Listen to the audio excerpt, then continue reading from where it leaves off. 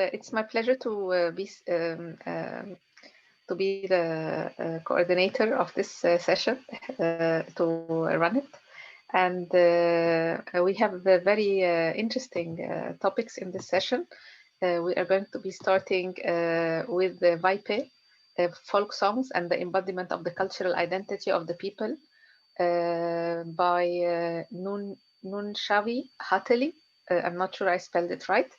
And if I'm not mistaken, the presenter is from Bangladesh. So is the presenter present? Yes, thank you for the introduction, ma'am. Okay. Actually, I'm from India. Okay, because I We are looked, from I India. saw, okay, I saw it It, on Bangladesh on the map, so it must have been my map that has something. It's not it's accurate. uh, Ahlan wa sahlan, merhaba, welcome, and it's a pleasure to have you on this panel. I went through your paper; it was very interesting. So I invite you to start, and you have 15 minutes so that we have time for discussion, or if anyone wants to comment, please. Thank you. Thank you for the kind introduction, ma'am. Good evening, everyone. I'll just share my screen, ma'am, if it's fine. Okay, so we finished with in the last session with a topic that is also related to arts and sort of expression. So this is a continuation Yes, in a way. thank you. Okay. Good evening, everyone. Like I said, the topic I'll be presenting is on Vaipi folk song, an embodiment of the cultural identity of the people.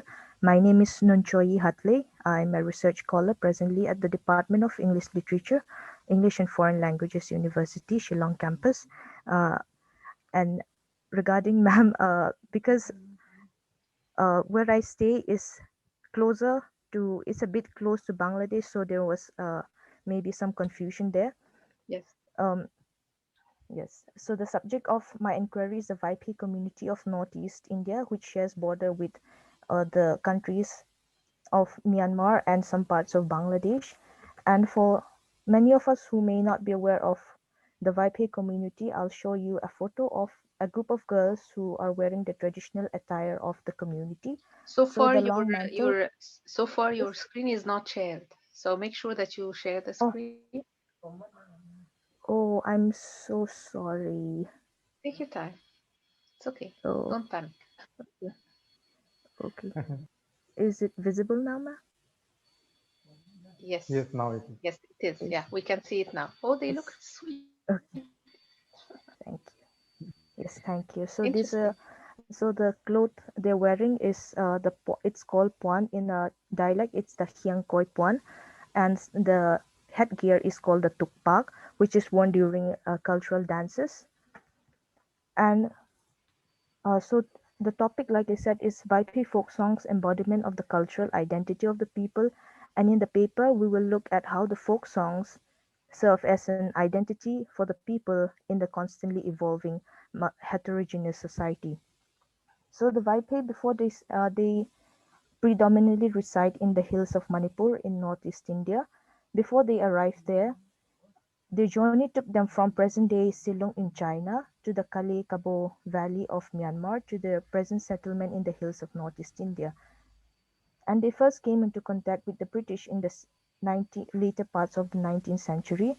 So in this paper, first I'll take you to a brief historical background of the people and move on to the socio-cultural life of the people, examine their folk songs sung at important moment in the history of the people, and wind up with why these songs can be used as a source of reclaiming and affirming one's identity in contemporary society.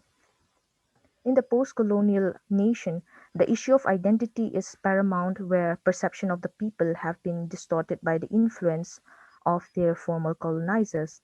Frantz Fanon spoke of this disfiguration in The Wretched of the Earth, where he said, and I quote, "The colonial authorities were not satisfied merely with holding a people in its grip and emptying the native's brain of all form and content. By a kind of perverted logic, it turns to the past of oppressed people and distorts, disfigures, and destroys it. close quote. In India, where different communities have struggled together under a common colonial power, that is the British Empire, there's a necessity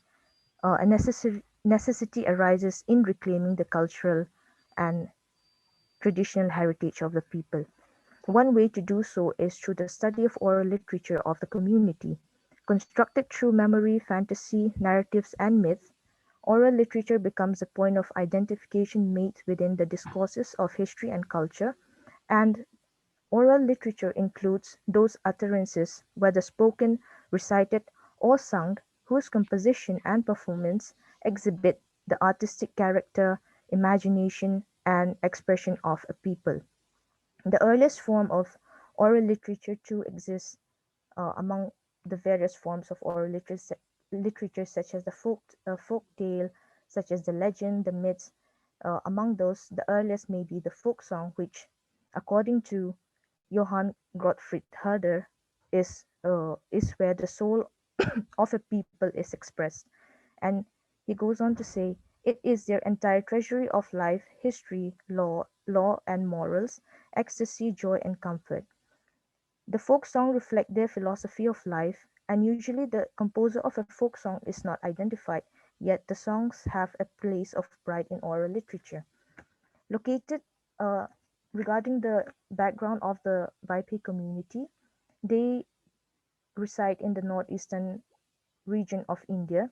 They are also found in the neighboring countries of Myanmar and Bangladesh, and they belong to the Chinkuki Mizo ethnic group, also known as the Zo people, and they were identified by John Shakespeare, the political agent in Manipur and Mizoram in the 16th century, as part of the old Kuki clan in his book The Lushai Kuki Clan. And in the later part of the 19th century, they came into contact with the British, and this encounter ultimately led to modernity, civilization, and advancement and discarding of the old ways. One thing I should mention is that the Vaipe community did not have a written script until the year 1911, which was made by the efforts of a Welsh missionary, the Reverend Watkin R. Roberts, and the first Christian converts of the community, Pu Thangkai and Pu Lungpao, that is in 1911. Uh, with the acceptance of Christianity, with the acceptance of Christianity by the community, traditional customs and culture took a back seat, but this does not mean that it completely disappeared, but rather uh, the missionaries had prohibited certain practices, and some certain cultural practices regained prominence with India's independence in 1947. Moving on to the social cultural life of the community, the Vaipes were a group of people who were fond of singing, dancing, and merrymaking. They would sing on their way to the June fields, sing to encourage each other, sing in commiseration, and sing of their exploits. Explanation and long speeches were unusual in the pre-literate period, as the song was the preferred means of dissemination of thought and emotions. A couple would reveal their anguish in song. Speeches have been contained within stanzas of a song, and battles fought due to a gift of a song. Among the different types of the folk song, we'll look at the Zona Hanla, Song of Triumph, which was sung during feasts of merit, namely Buai, Chang'ai, Galuai, and the Sa'ai. Uh, this Zona Hanla was sung when a person had performed a worthy feat, and a feast would be held in his honor, and the feast was referred to as Sa'ai if it is on account of hunting prowess, that is, if he had caught a rather large animal, or it would be known as Buai if the harvest had been bountiful. So this Song of Pulutzavon, was sung during the Buai ceremony. During this Buai, a domestic animal, usually a mithun, was slaughtered to feed the entire village, and rice wine was served as well. This song was composed by his sister and was sung during one of their numerous Buai ceremonies. Oral tradition states that the family had harvested paddy abundantly, even during times of famine or crisis. And the song goes, I do not know the tune of the song. I'm sorry, so I'll just uh, read it out. Tuan na pupa guizop in za chang thang o Bel zu tien in kalam tol kim sok ta e, bel zu tien in kalam tol kim sok ta e, thang ting bak hi pi go lel akhai nge. The translation goes as, uh, the English translation goes as, my forefather, your name is in fame. The pots of rice beer have filled the open field. The pots of rice beer have filled the entire field. I placed the necklace from town at the tip of the bamboo pole. So for a person to perform uh, a large feast on this scale, it signified security in their provision. And in the song, we see that the pots of rice suggest that the man has a lot of well-wisher and his family can show off their wealth with no hesitation. So one thing I forgot to mention is that the Vaipe villages were situated on the top of hills and they lived in a very rough terrain and with a harsher climate. So uh, for someone to actually feed the entire village, which would consist of at least 40 families, was no mean feat. And the next song is called the Sake Hanla, Song of Capturing the Tiger. This is sung in the Saai ceremony, where the celebrant would be decorated with the insignia of the brave, a tansopon, and the tukpak headgear, which is the headgear similar to what we've seen the girls wear in the photo. Uh, During this Saai ceremony, at least 7 pots of rice must be placed around the front porch of the house. Animals were slaughtered for the feast as well, and the man would sing of his exploit while evoking the names of his ancestor and village. One of the songs sung during this was the Sake Hanla. It goes like Kachun in e choye phul thamul bang kaan e kazun e choye sake kamlai katan e kaho khowai phe zalaya zang lai loi bang kathange. The English translation is, my mother praised me, I am garbed in the attire of the hornbill. My father praised me, I have hunted the tiger. In my village of Khowaipe, I am triumphant. So the Poltha is a reference to the headgear adorned with the feathers of the hornbill bird. And from these two songs, it would seem that the Vaipe man or women only knew how to make merry and did not care for, and he knew only joy and frolic. However, the next song, Song of Migration to the Plain, would suggest otherwise. In the pre-modern period, raids between neighboring villages were common. Prosperous villages would be plundered and prisoners of war exchanged for money, grain, or guns. In one particular instance, the village of Hosak was raided by the neighboring villages of the Pois. So prisoners would be exchanged by both sides, but ultimately the wife of the chief of the Hosak village sent a song, gifted a song to the Pois, stating that their village would no longer return any Poi villages. Angered, the Pois led a heavy raid on the Hosak village, ultimately killing of 38 men and leaving destruction behind. Coupled with this and the great famine of 1600 in the land, the remaining villagers of the Hosak village decided to move on to the plains of Manipur, where they sought the protection of the Meitei king, and this is where they recalled their home in present-day Chin state of in Myanmar. Sa kapoy pan kiel bang eino a albang idaman inte me bang ho lambang zong inye. At Hosak the Poi man chased us like goats. With heavy heart and heavy steps we trudged towards the Tame plains. In the Song of Migration to the Plain, what is unique is that the migration was ignited with a song, with the gift of a song from P. Nyanching, chief of the wife of the chief of Hosak village, and the event is still remembered in the annals of their mind, with a song sung with anguish and longing for their dead, their homes, and their old ways. So from this song, we can see that their images of an idyllic existence, material abundance, invocation to a supreme God, and images of the simple pleasures of life are abundant, but it is also fraught with narratives of war, natural calamities, and tension. These songs also, in their own way, authenticate the unwritten history of the pre-literate period, reflecting actual historical processes and phenomena of different ages. The Vaipis have many other different types of songs, the analysis of which is beyond the scope of this paper. They lie in wait to be discovered and to be added to the diverse cultural heritage of the nation. As noted by Stuart Hall in Cultural Identity and Diaspora, cultural identity of a people is subject to the continuous play of history, culture, and power, and it is one that is constantly evolving, becoming as well as being. Close quote. In this regard, the songs of the Vaipe community, as a marker of cultural identity, they've been ascribed in the memories of the people, but it does not mean that it does not mean a return to the homeland, but it means there's a sort of a search for a reconfiguration and recognition of one's positioning in narratives, both personal and collective. And in the modern period, after the coming of the British, after the contact with the British, the homeland of yore, which was the site of much anguish, is recollected fondly as a place of frolic and lively nature.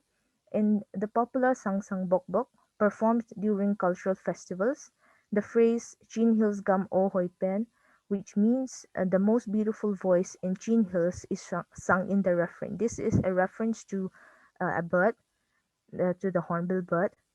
And in the modern period, traditional instruments which were used during merrymaking and such as the drum, the bamboo pipe are all now, and the horn of the hollow shell of the horn of the mitten are used in place of worship, that is the church. And Christian hymns have been composed by natives, which are arranged the tuned of traditional tunes of yore. And all this, the song revealed the rich cultural symbolism of the past and how it's continually ascribed in the present. Mansha, you have to bring it to a close. So try Yes, to yes. pick the most important points. Yes. So the tribal man, which was depicted as a headhunter who drank the blood of his enemies in historical records, is nowhere to be found in the Hanla, the song of the community. Instead, we find the selfless individual who feeds his entire village to celebrate his hunting prowess, dances, and makes merry with his loved one who is a noble, dignified person and a commendable warrior. Oral literature as a means of was and still is a means of reclaiming and affirming of one's identity. Conceptualizing the text and understanding the worldview of the people will unearth the identity buried under the banner of civilization. Memories and customs are tattooed in these verbal performances, and reclaiming the barbaric is one way of recognizing our cultural heritage.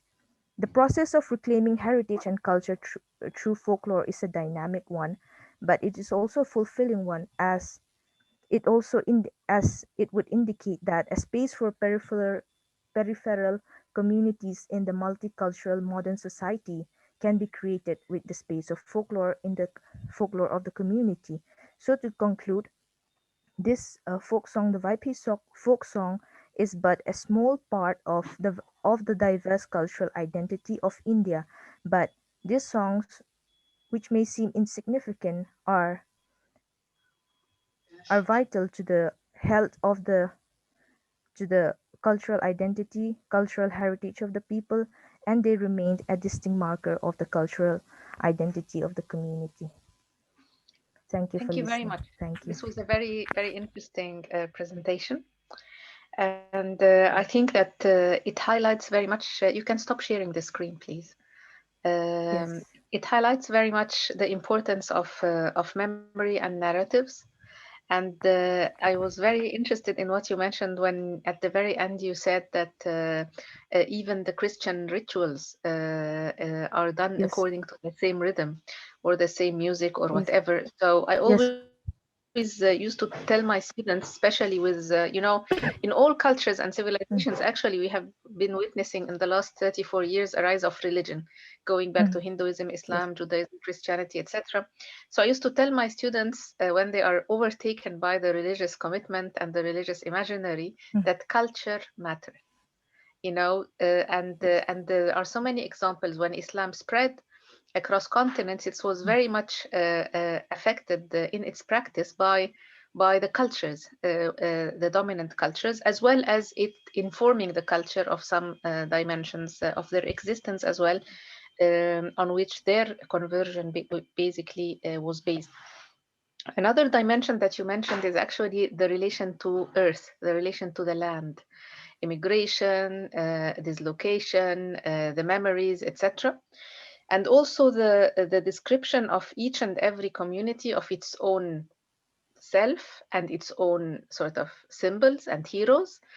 The heroes that usually, if they have been standing against colonialism, would be demonized.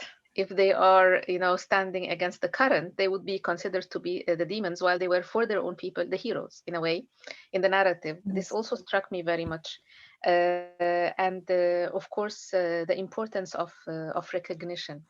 If we don't get recognition from the surrounding cultures or groups in multi-ethnic, multi-racial, multi-religious communities, we try to give this recognition to ourselves through the language, the arts, through everyday practices, etc. So it's very interesting what you have been saying. And I come from the Arab world, from North Africa, from Egypt.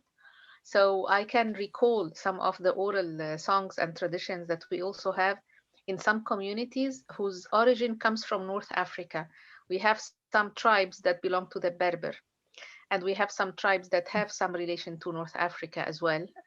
So we have a very well-known episodes and songs that are usually till today, in different feasts and in different times like Ramadan during the fasting, for example. It's not religious, but people to spend the night, waiting for the time to take the meal before fasting, etc. People spend time with arts and performances and other things after finishing their prayers.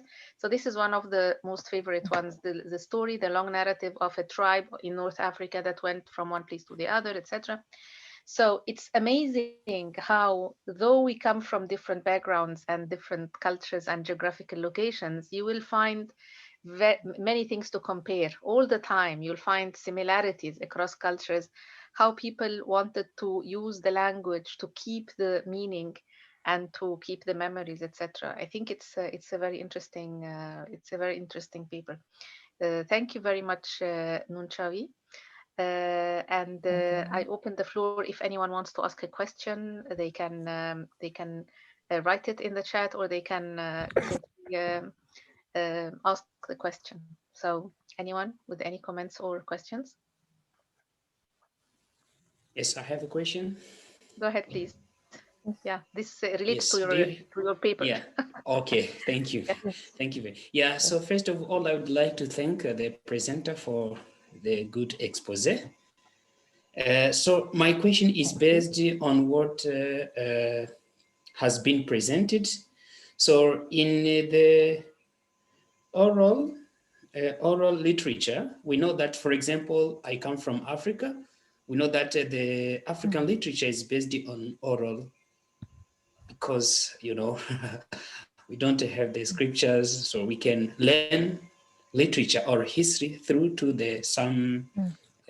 For example, in my country, we learn more from colonial documents and the other elements. But oral is very important through story, and we know that oral literature sometimes has its weaknesses, which we call manipulation of information, because something happened to a tribal can be very known, but can be also manipulated or modified based to the orator or other political circumstances. So it's one of the weakness that we can find. But it's good because it makes also cultural identity. So my question is, in your expose, you have mentioned two things which are more important for me, but I can say three.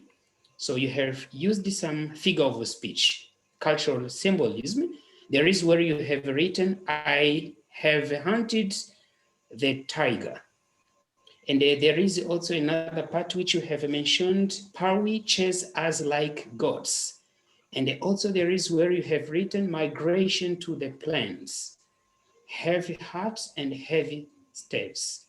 we struggle to mete. To mean mete, I don't know if it is in your mother tongue, you say plains. So my question is, what does symbolize tiger, plains, and goat? Those images or imagery or cultural symbolism, what does it symbolize in that those different songs? Tiger, Yes, goats, and tiger. plains. Thank you for the question. Actually, I had a very interesting time listening to your presentation as well, Mr. Mateso. So the three songs actually are folk song, the Hanla. Uh, the English translation were my own in some case, and it was translated. I did not translate it on my own, just randomly like that. I I had conducted interviews with people who had experiences with hunting, not exactly the tiger, but with other animals, and who could recall uh, moving on, migrating to a different part of the globe, different part of the country in their young time. So in the part of the Sake Hanla where the song goes, I have hunted the tiger.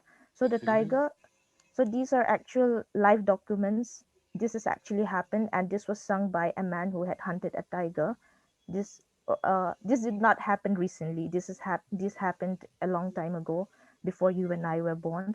Um, so the tiger in the Vaipi myth is he's seen as the king of the beasts of of all animals. So he is not just randomly hunted, or there will always be a band of warriors who would go to the village, not village, to the jungles to hunt animals for meat, for food. And sometimes they would be lucky, or sometimes in some case they would be unfortunate to kill a tiger. So when they do kill a tiger, they have to observe a certain rituals, which I did not which I skipped in the part of my presentation because it was becoming a little lengthy. So they would actually there would be a village priest chant excuse me who would chant an incantation over the dead body of the tiger, and the warrior would place a white stone inside the mouth of the tiger, and the warrior would eat an egg as well. So there was a supposed eating contest between the two, the human and the animal. And the animal, he is dead, so he cannot eat the stone anymore. And then the man would say, I have won in the eating competition. I am stronger than you. And then he would only then bring in the tiger inside the village. So the significance of the tiger in this case would be the highest honor of valor of a man. So the tiger is a very wise animal. It is seen as a protector of human in Vaipi lore, and there's also stories where tigers have protected widows and children and did not just randomly eat them. So for a man to kill a tiger was uh, a source of acclaim, but was also a source of uh, how do you say this? Uh, um, Killing Source off of power. somebody who is your protector. Yeah, a source of remorse as well. So they would observe a special ceremony for it. And in the case where uh, the Hosak villagers have said the poi their rivals have chased them away from their village like goats. This is a metaphor for them being scattered away from their village like a herd of goats, which is when a wolf comes in their midst, they're scattered where with no direction at all, they're just scattered randomly. So in this way the songwriter the song composers meant that they scattered aimlessly. Some of them went west, and a certain section of the people Mete at this Manipuri king and sought protection from them. And this is where the majority of them have lived in for centuries now. And I'm also one of those people who have descended from these people who sought protection with the Metes. And the Meitei land is now known as Manipur, which is in the northeastern part of India, which shares border with Myanmar. I hope I've answered your questions. I think that Yeah. that you Thank pointed you. to an important topic at the end, which is preserving the rituals. So somehow in the songs, we discover through the analysis the different rituals and the different social norms through an imaginary or a metaphor, through telling us how things used to happen and the indication of, like, for example, the notions that are not now very much in our modern culture. One of these notions is honor. Honor is basically a very important a source of self-recognition and self-respect.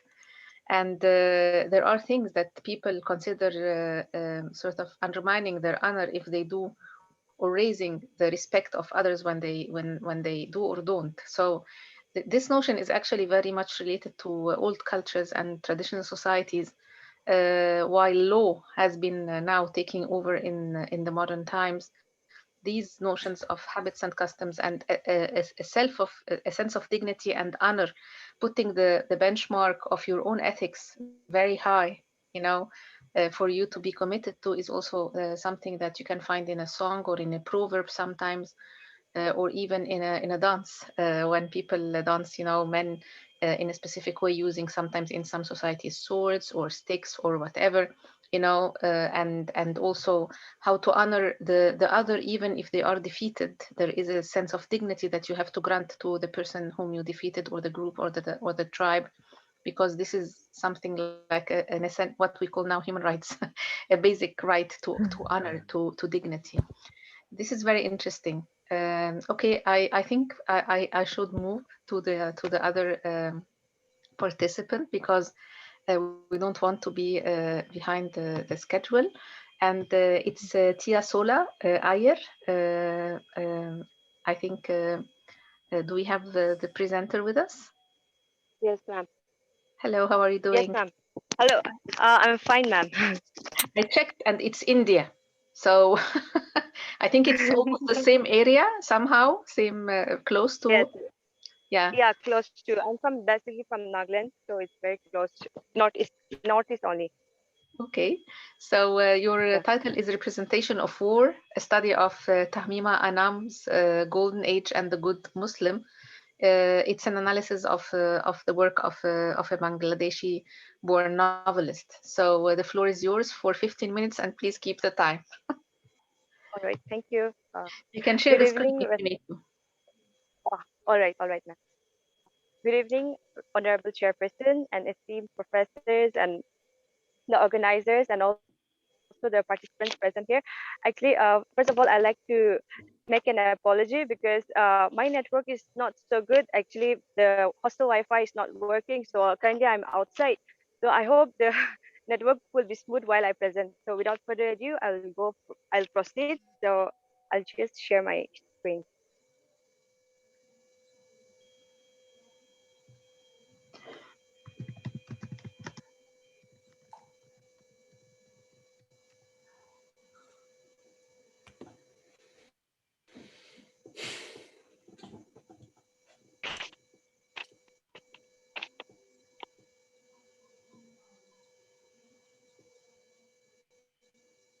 Ma'am, is it visible, the screen? No, no, we see your beautiful face. This, oh, Okay, okay. so it's Yeah. shared now. Yeah, we can see it now. Okay, okay. All right, ma'am. You can turn the mobile, so the it will come on the full screen. Oh, yes, yeah, yeah. Thank you, sir. Yeah. See? Yes, Yeah, yes, it is yes. perfect. Yeah, go ahead. Okay. As my topic is representation of war, a study of Tamima Anand's A Golden Age and the Good Muslim. So basically, I'll be dealing with the Bangladesh Liberation War of 1971. Let me first introduce my author, Tamima Anand. She is a She's a Bangladeshi-born novelist. She grew up in different places like Paris, New York, and Thailand. At present, she's settled in London. In many of her interviews, Anand states that the distance from her homeland compels her to write about it. So, her debut novel, A Golden Age, is a trilogy, followed by The Good Muslim, and The Bonds of Grace, which are all fictionalized history of Bangladesh Liberation War of 1971. So, for this paper, I'll be dealing with just two of her works, that is A Golden Age and The Good Muslim. Now I'd like to just give a brief background of the Bangladesh Liberation War. Mm, so the partition of India was a forerunner that led to the Bangladesh Liberation War and the formation of Bangladesh. The yearning for a separate Muslim homeland became a political movement that led to the formation of Pakistan. Ironically, the formation of Pakistan was based on religion, but religion was not able to hold the West Pakistan and East Pakistan together, creating a new nation called Bangladesh. West Pakistan and East Pakistan were miles apart, which also posed communication barriers as the headquarters were established in the western wing and the ultimate power laid in the west. In 1952, to protest against the imposition of Urdu as the sole official language of United Pakistan, the language movement erupted, which can be seen as the first movement of self-determination by East Pakistan. The language movement can be seen as a precursor to the national movement. The discontentment of the Eastern Wing against the government heightened when the security measures were neglected to defend the Eastern Wing during the war between India and Pakistan in 1965. This led to the feelings of insecurity, betrayal, and anger, which ultimately intensified the desire of autonomy.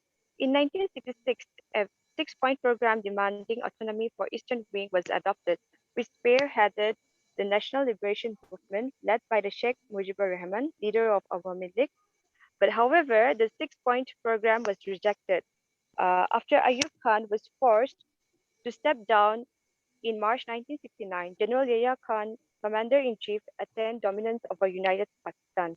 Yahya chose a different path from Ayub, promising to hold the first general elections for the National Assembly and eventually fulfilled his pledge in 1970. Their hope to restore mutual peace and cooperation between two wings was soon shattered after the declaration of election results as Awami League, a dominant political party from the eastern wing, stood victorious against the western wing. Hence, for the first time in history, a political party known as an Awami League from eastern wing was able to access power in Pakistan. Following the victory of Awami League, the demands for the development of East Pakistan could no longer be ignored, but soon a conspiracy was devised as it did not meet to the interests of the elite political parties in the Western Wing. Thus, uh, the civil unrest spread over East Pakistan along with protests and calls for independence. Sheikh Mujibur Rahman, the leader of Awami League, also known as the Banga Badu, cried out at the top of his voice. I would like to quote, "Our struggle this time is a struggle for freedom. Our struggle this time is a struggle for independence. Joy Bangla," unquote. Mm, so now I'll be going into the text, the selectors. Before critiquing about the text, I'll just like to give a short summary of the particular text which I've selected. uh, in A Golden Age, the novel starts with Rahina. In the Golden Age, the novel starts with Rahina Heck's fight for the custody of her children after the death of her husband and how she has struggled to earn a good living for the sake of her children, Sohail and Maya. It also focuses on the Liberation War and how Rahina and her children get involved in the independence movement respectively.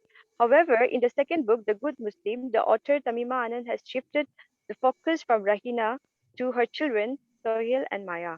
The story starts with Maya returning to Dhaka to nurse her ailing mother and is devastated by the changes that her household has gone through. She has been away for more than a decade, during which period she was working as a village doctor. When she left home, basically because she was unable to bear the brother's transformation from a freedom fighter to a devout Muslim. So in both the works, Liberation War has been highlighted alongside the story of love, compassion, and survival of the Hague family. So Rahina, the character Rahina, she suffers from an identity crisis at different points of time. Why is it so? It's because she was born in Calcutta during the undivided India, and later she moved to Dhaka after her marriage with Iqbal, which became her home. I would like to quote from the text: "This is my home, your father's home."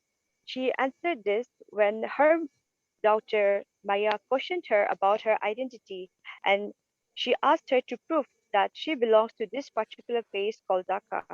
So she felt the need, Rahina felt the need of doing something for her country. I quote again: "Everyone has to make sacrifices. Why not me? It's my country too." So she, along with her Jin Rumi companions, started to project called the Rooftop by swinging blankets for the refugees. Hence, Regina also contributed to the revolutionist movement by swinging blankets with her companions, whereas Sohail and Maya has joined the resistance and Communist Party respectively. However, Sohail's participation in the liberation war of Bangladesh as a freedom fighter transformed him beyond recognition. I quote again: "The change in Sohail began as soon as he returned from the war." Unquote. Sohail's going into silence and not revealing the picture of war days to Maya formed a drift between their relationship. Before the outbreak of the war, there was a strong bonding between the brothers and sisters. They were best friends who shared their dreams and secrets with each other. They had been revolutionaries, and they shared the pain of war, but now they seem to be torn apart. While Maya remains the same, carrying the struggle and victory along, while Sohail became silent and refused to join the celebration of freedom. Uh, However, his mother, Rahina, could not bear the sudden changes that was facing by her son. So, in order to overcome, she gives the holy book, the book that has helped her through so many difficult times. She could not imagine surviving. So she gives the book to Sohail, and as we see that Sohail vigorously traumatized by the experiences of war, so he keeps reading Quran. And when he reads that, he found peace and solitude. And this led to his transformation from revolutionist to a conservative Muslim. His newly found identity as a good Muslim helped him to battle the traumatic war memories. Mm, Wars has always marked an impact on the survivors. Rahina, Maya, and Sohail's life have changed drastically after the involvement of the freedom movement. In a golden age, the story ends with an optimistic note of the formation of a new nation called Bangladesh. After 9 months of violence, bloodshed, and sacrifices of life, chastity, personal bonding, love, and memory, Bangladesh becomes an independent nation. Rahina shows how selfless love conquers all, even during the period of great crisis. In The Good Muslim, Sohail questions his identity as a post-war hero, still caught in the conflict of recognizing himself as a citizen of a country. So, the aftermath of war eventually leaves the character looking for an identity which they had dreamt about. Therefore, the depiction of physical, psychological, and spiritual changes of the characters during the pre-war, war, and post-war period of Bangladesh has been explored. Thank you for listening.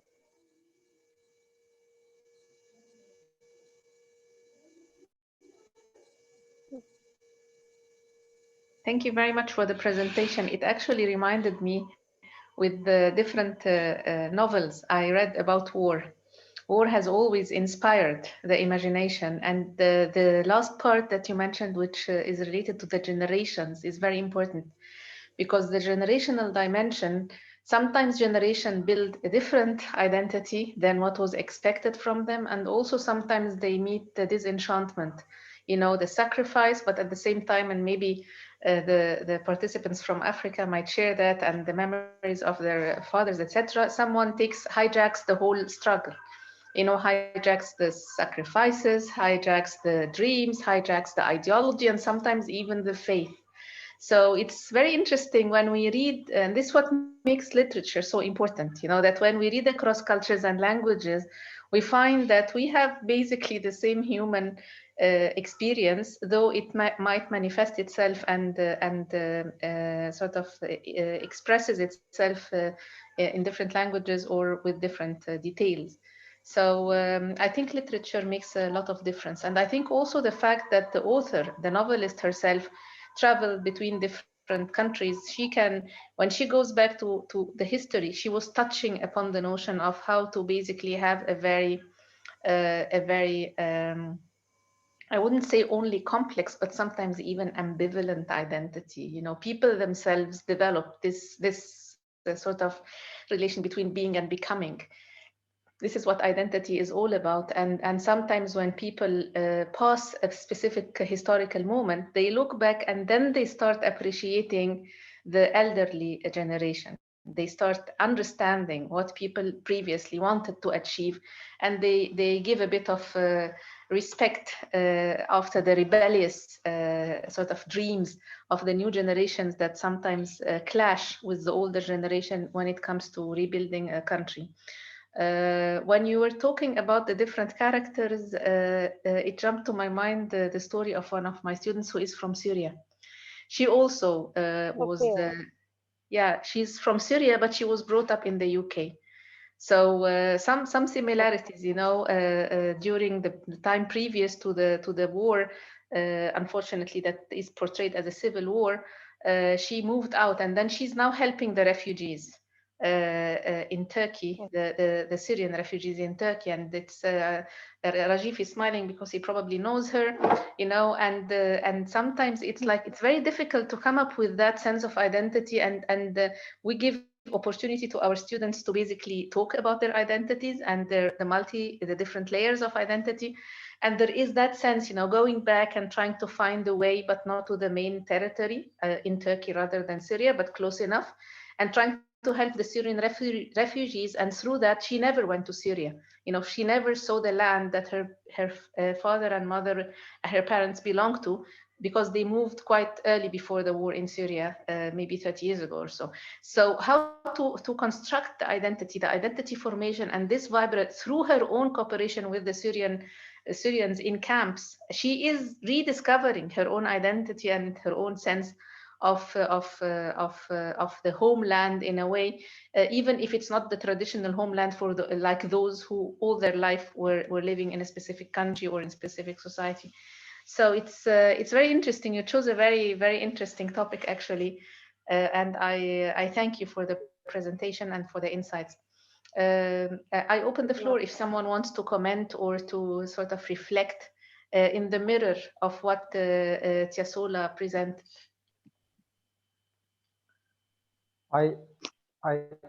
If no one is there, then I would say Go something. ahead, Rajiv. Go ahead. Thank you very much, Professor. It's like identity is very identity and culture is goes hand in hand, and also it goes with the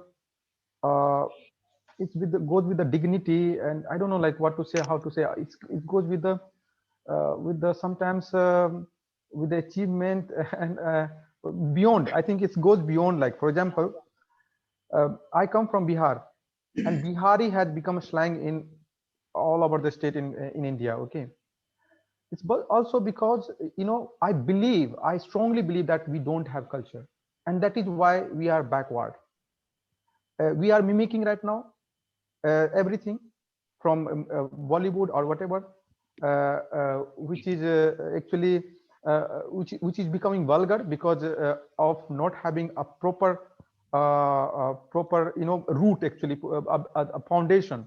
We are not having foundation, and that is what we don't have. Because of not having foundation, it is becoming very, very vulgar. New cultural representation is emerging, which is totally vulgar again. Because Noncho, she was reciting some of the song lyrics. Actually, we don't have this kind of lyrics right now, and very vulgar lyrics we are having a culture, and this is being promoted by the Bollywood also. So there is attack. There is a really very serious attack, and this is unconscious. People are unconscious.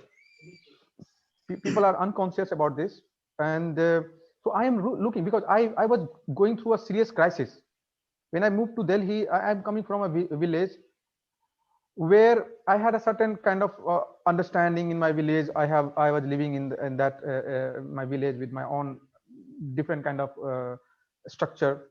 When I moved to Delhi, I found like a Bihari, they were calling us Bihari, and it was a slang. It was like an abuse. Then I was going through a serious crisis. I was hiding my identity. Actually, I was not supposed to say that, you know, I am a Bihari, I'm from Bihar.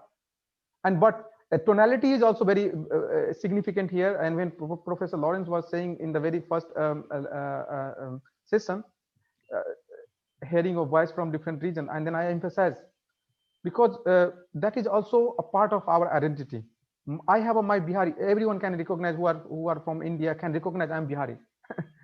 You know, so tone is also important. And then today also people are focusing, oh, why are you showing off, like, you know, changing your tonality when you are speaking any certain language. So but this is really very significant. I was rediscovering my identity, and today again in this you know, the quest of identity, I found my broader identity. I found my broader identity, which is my cosmopolitan identity. I went beyond, because of my knowledge, because of my exploration. I traveled throughout the country, throughout the boundary, actually. I crossed the boundary, actually, and then I found a global identity. So this identity rediscovering, and now what I am thinking about when I'm working on an Umran project.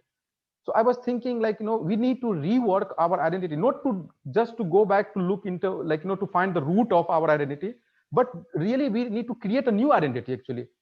And this creating identity, I'm not talking about the political context, but in terms of cultural identity, which we don't have, which we need this kind of identity where really our society can grow.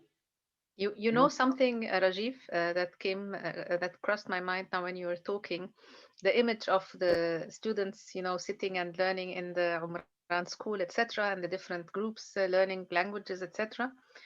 I think it's not only about, usually in global studies and studying globalization, we talk about deliberation. We talk about, you know, people reflecting their own ideas and discussing their own concern with different languages, etc. And there is a dimension of deliberation, negotiation, dialogue, etc. And it's all linguistic. It's all like how to speak, which language, you know, the deliberation and language. But one of the things that you did actually in your experience in Umran is rediscovering identity through working together. Because it's through working together, building together, teaching and learning together, establishing an initiative together, doing the communication and networking together. You can, even if you want to negotiate identity, you will do it on a completely different plateau. You know, you will be able to do it completely differently because you already know the person. You can negotiate with Tiasola if you want to negotiate and you come from different areas from India, because you know her. You bridged already this trust building phase just by working together. So sometimes it's not only about the wisdom of Asia, that sometimes you have to be silent in order to listen and understand and get wisdom, but sometimes wisdom comes through co-work. Yeah.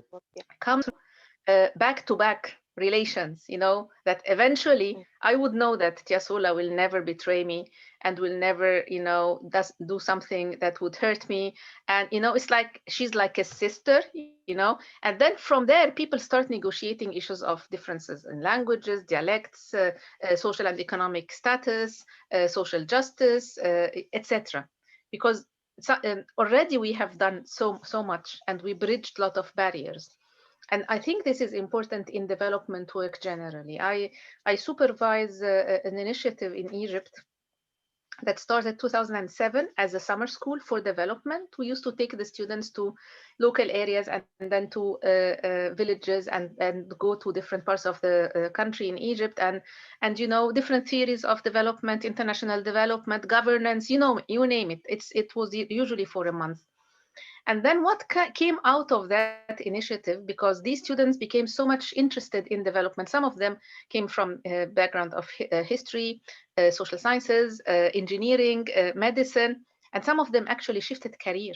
So those who came from background of medicine Actually, some of them are doing PhD in literature in Berkeley, California, for example. And some who come from engineering background shifted to doing something related to building hospitals for people with a very low cost, for example, etc. So it's through working together and through the group dynamics that people started changing their visions. It's an example within a national context, but I think also for countries like India, that is almost a continent, Yani, when you have disagreements here and there, working together actually makes, and this is why such initiatives are very important as well. I want to say here, Professor, one more thing, a very important thing I would like to highlight here. And I would like to go back to again, where I started with. So it is also about the ishq is the key term that I found throughout my journey and finding the identity actually. The ishq is in Turkish movie. Those who are from Turkey, maybe if they have watched the movie, there is one movie, the red scarf. I think I have forgotten the name, but it is said in that movie says ishq is labor, ishq is emek.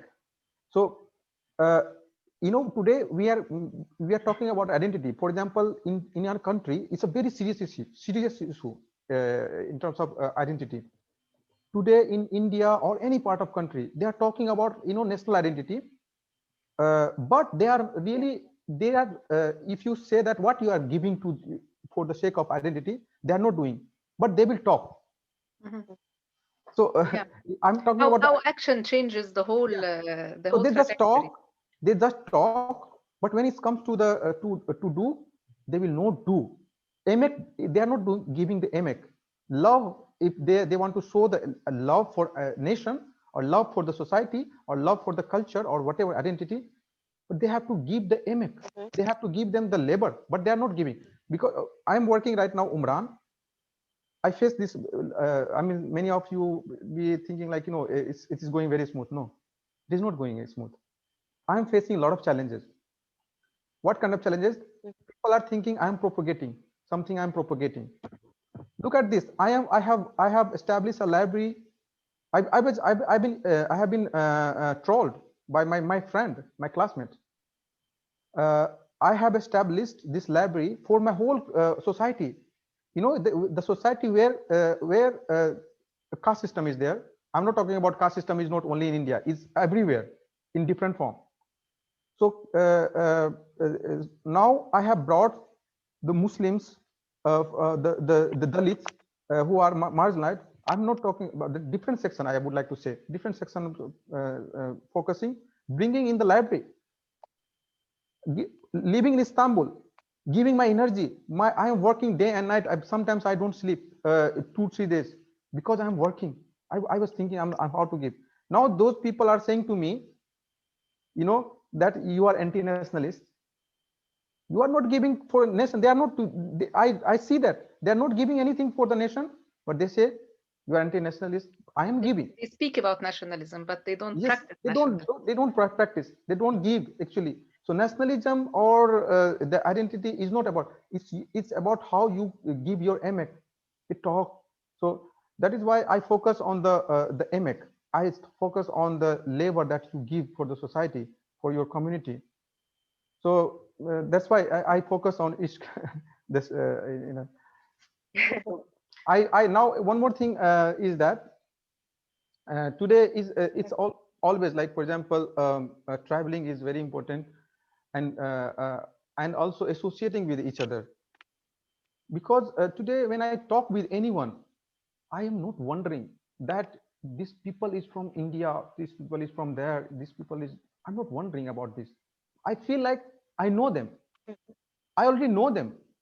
That's how I feel. I already know he's my mother, he's my father. I feel like a family here.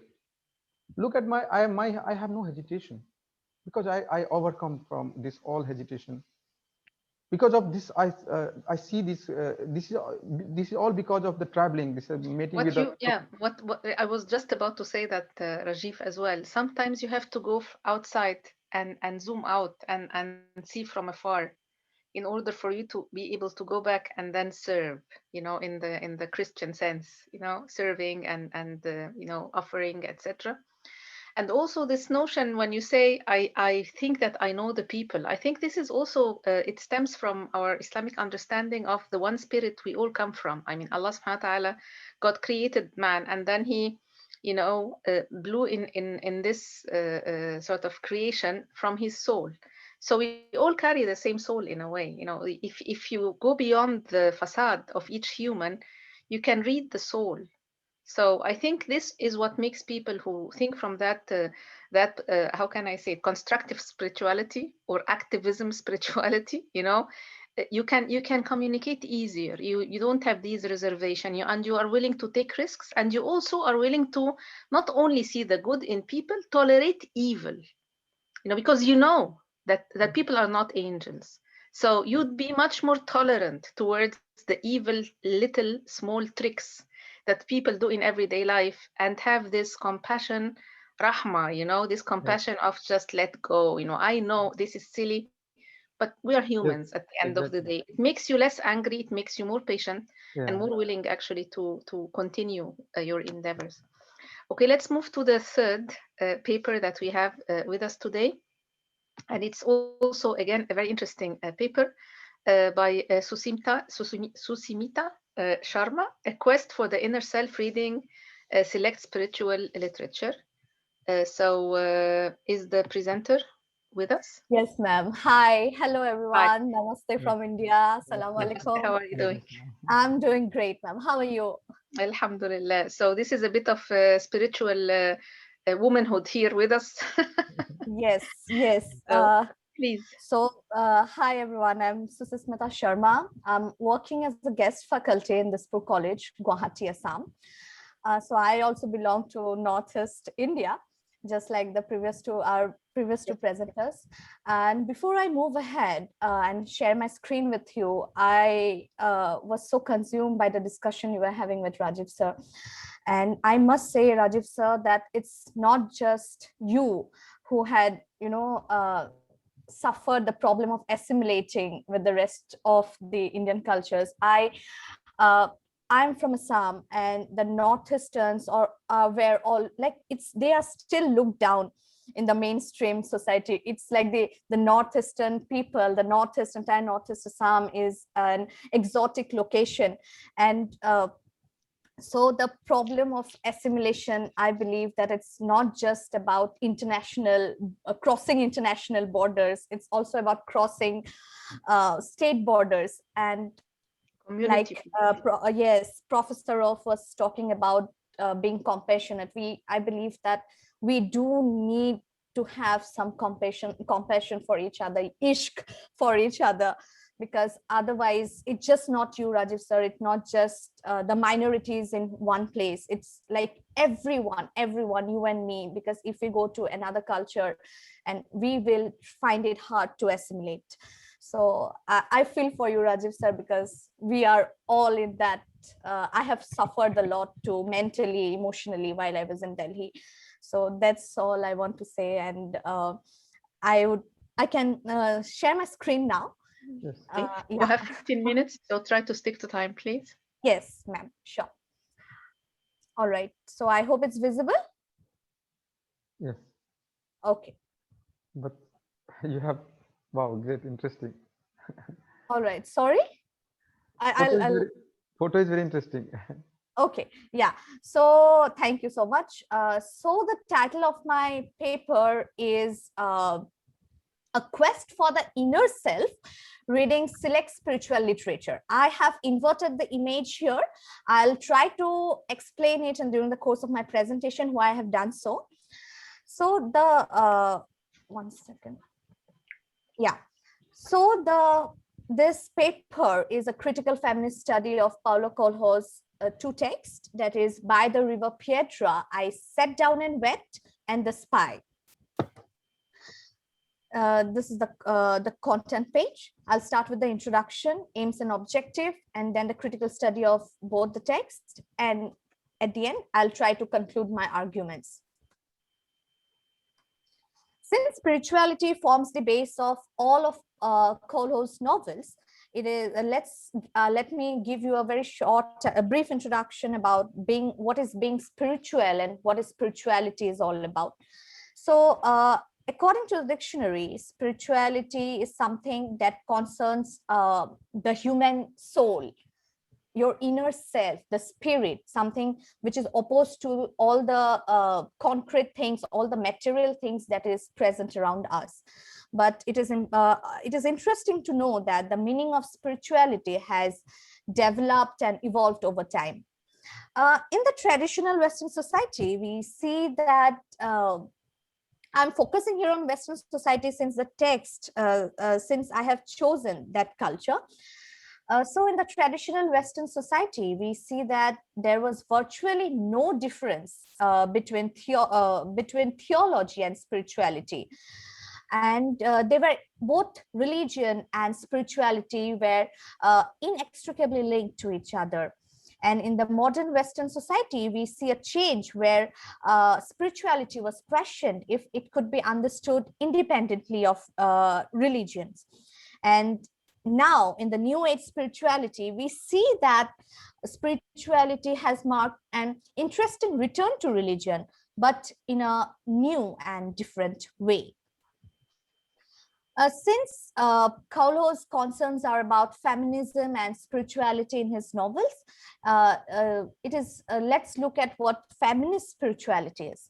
So this is a concept that seek to deconstruct the traditional masculine theology.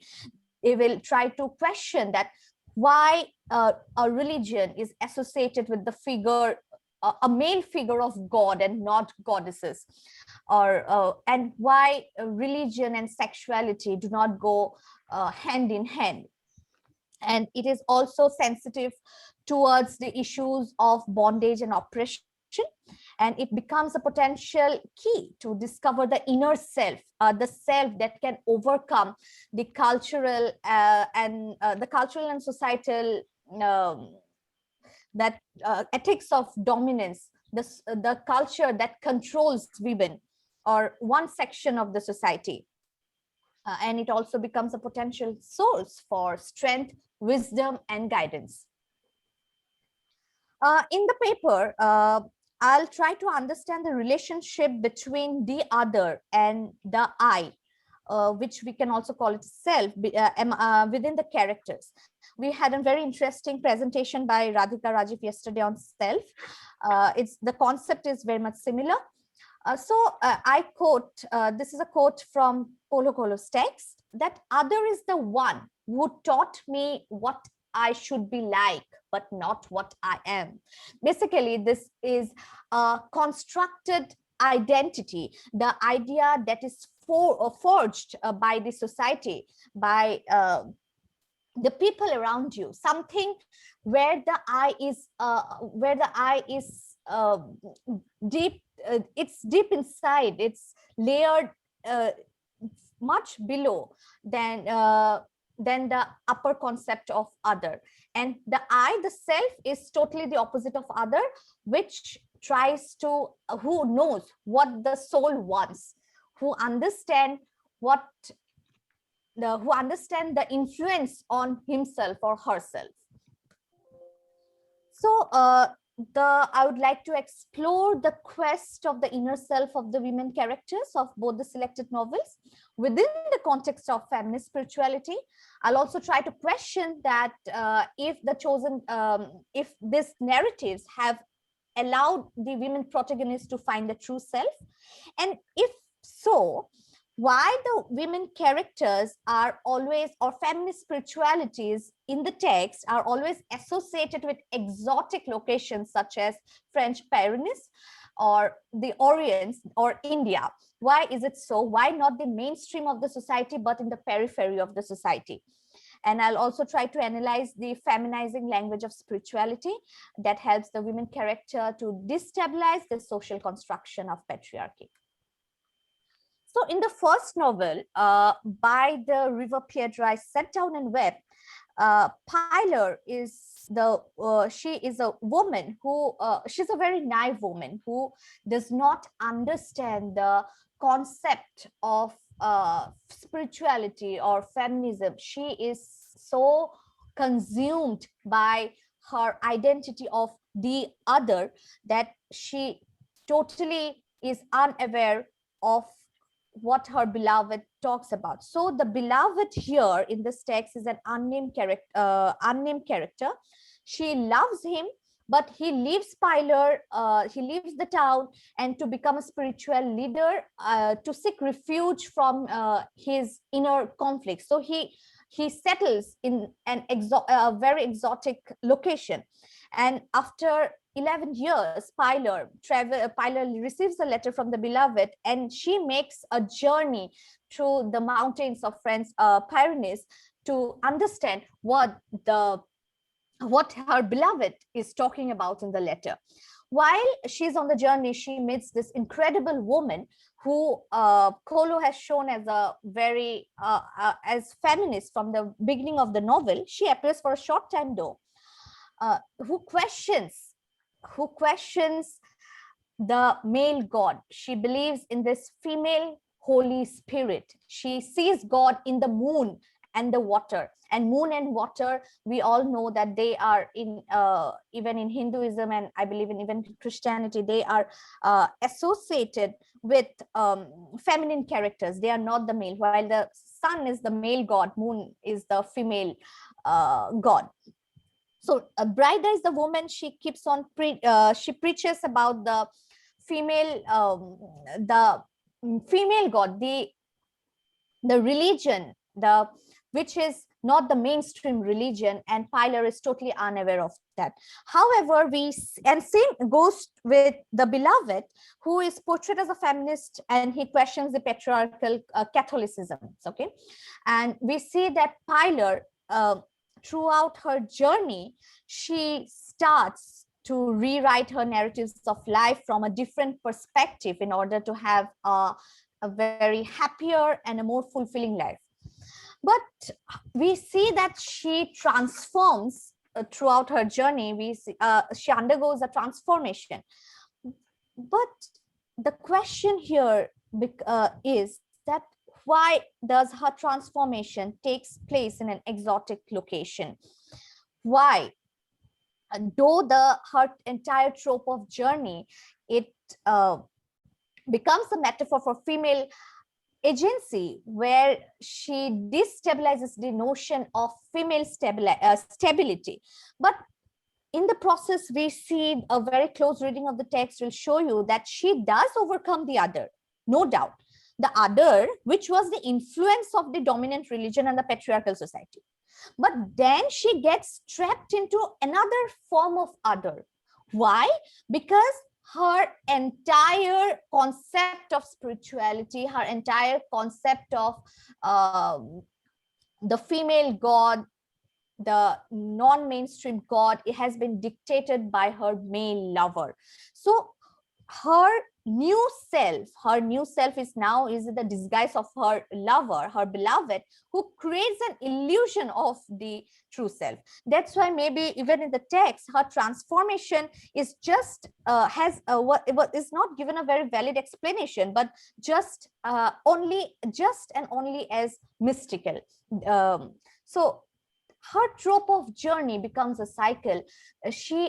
No doubt she gains agency. She deconstructs the notion of female stability. She steps out of the house. She transgresses the boundaries, and she gains autonomy. But they are all dictated by her male lover. So this is the next text that I want to talk about. The Spy. So Spy is based on the real life events of Margaret Azil, who is best known by her stage name Mata Hari. So in real, she was born to a very rich set of rich parents, but entered into a very unhappy and abusive married life. She walked out of the marriage, and while she was in Indonesia with her parents, again an exotic location for the Westerners, and she took up the culture of the Orients to become exotic dancer. Here we see that this Mata Hari deconstruct the notions of Homi Bhabha's mimicry and hybridity, because she has mimicked the colonizers. She belongs to the Westerners, but she has mimicked and she has tried to assimilate with the Eastern people. So she becomes an exotic dancer, and Kolho uses in his language, in the text, Kolho uses the language of spirituality to describe her on-stage experience as spiritual.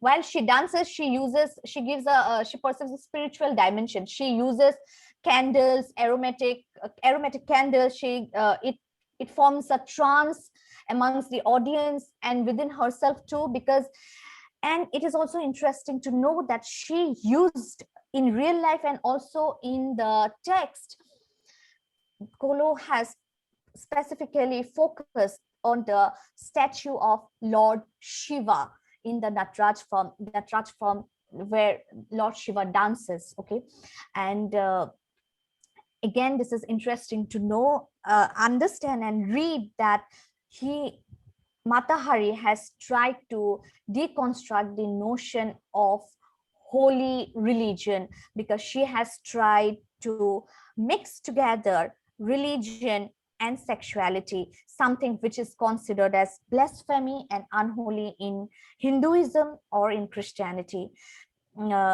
because women's sexuality and religion do not go hand in hand. But Kolho's deliberate use of spirituality within the exotic dancing becomes a tool for her recovery from patriarchal based trauma. So this entire process, her dancing, the way she strips herself in front of a large audience. I'm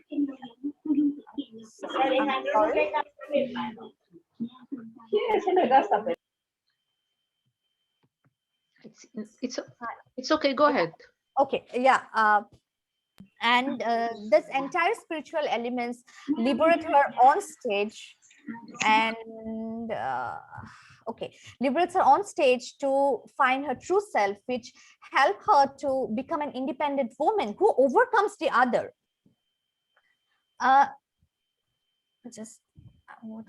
Yes. Okay. So, but her on-stage experience, in which she renegotiates the cultural norms, is different from her off-stage experience. Her in real life and in the text too, her entire act of liberation becomes a political act. And in the beginning of the text itself, Kolho has stated, I quote, her only crime was to become an independent woman. Because in reality, we see that women who do not follow the norms, conventional norms of the society, they are looked down. They are considered not as virtuous women, but something as very evil. And this is the reason. And she was declared, the judge passed, while she asked for the custody of her daughter in the court, the judge told her that she was not fit to raise a child, because she is considered as a non-virtuous woman, as put forward, the petition put forward by her husband and accepted by the judge in the court. So the hegemonic presence of an objectifying and exploitative male gaze continued to privilege patriarchy. While she was off stage, she was asked to use her sexuality, to use her body to gain information and act as a spy during the World War I. So her act of liberation, it reduces her to a mere object while she is off stage. So Mata Hari's trope of journey, the entire, while she travels across the world to perform in a stage, that stage gives her a sense of stability. It becomes the stages in each place, where in each countries where she performs her exotic dance, it becomes a source of escapist strategy from the societal and economic limitations that were bounded by her husband, because she earned a lot. And the stages also give her a sense of space to acquire a full agency over her body and soul. But as I have argued before, it liberates her on stage and limits her empowerment off stage.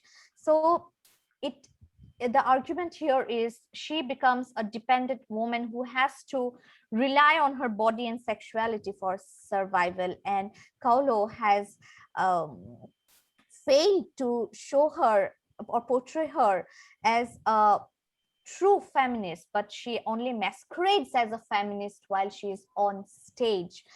So this becomes a loop. Her entire journey becomes a loop, and the feminist spirituality concept becomes a myth here for the characters Pilar and Matahari. So here we see that they do undergo spiritual transformations during their journey, but it is again, it is important to understand that they are located not in the mainstream of the society, but at the periphery of the society, and in the exotic locations with exotic music, with exotic setting, again, which is always considered something outside the center of the society. So the trope of journey becomes a narrative strategy to deconstruct the traditional dichotomy of male mobility and female stability. They do find a sense of inner self, but that inner self is a blend of I and the other.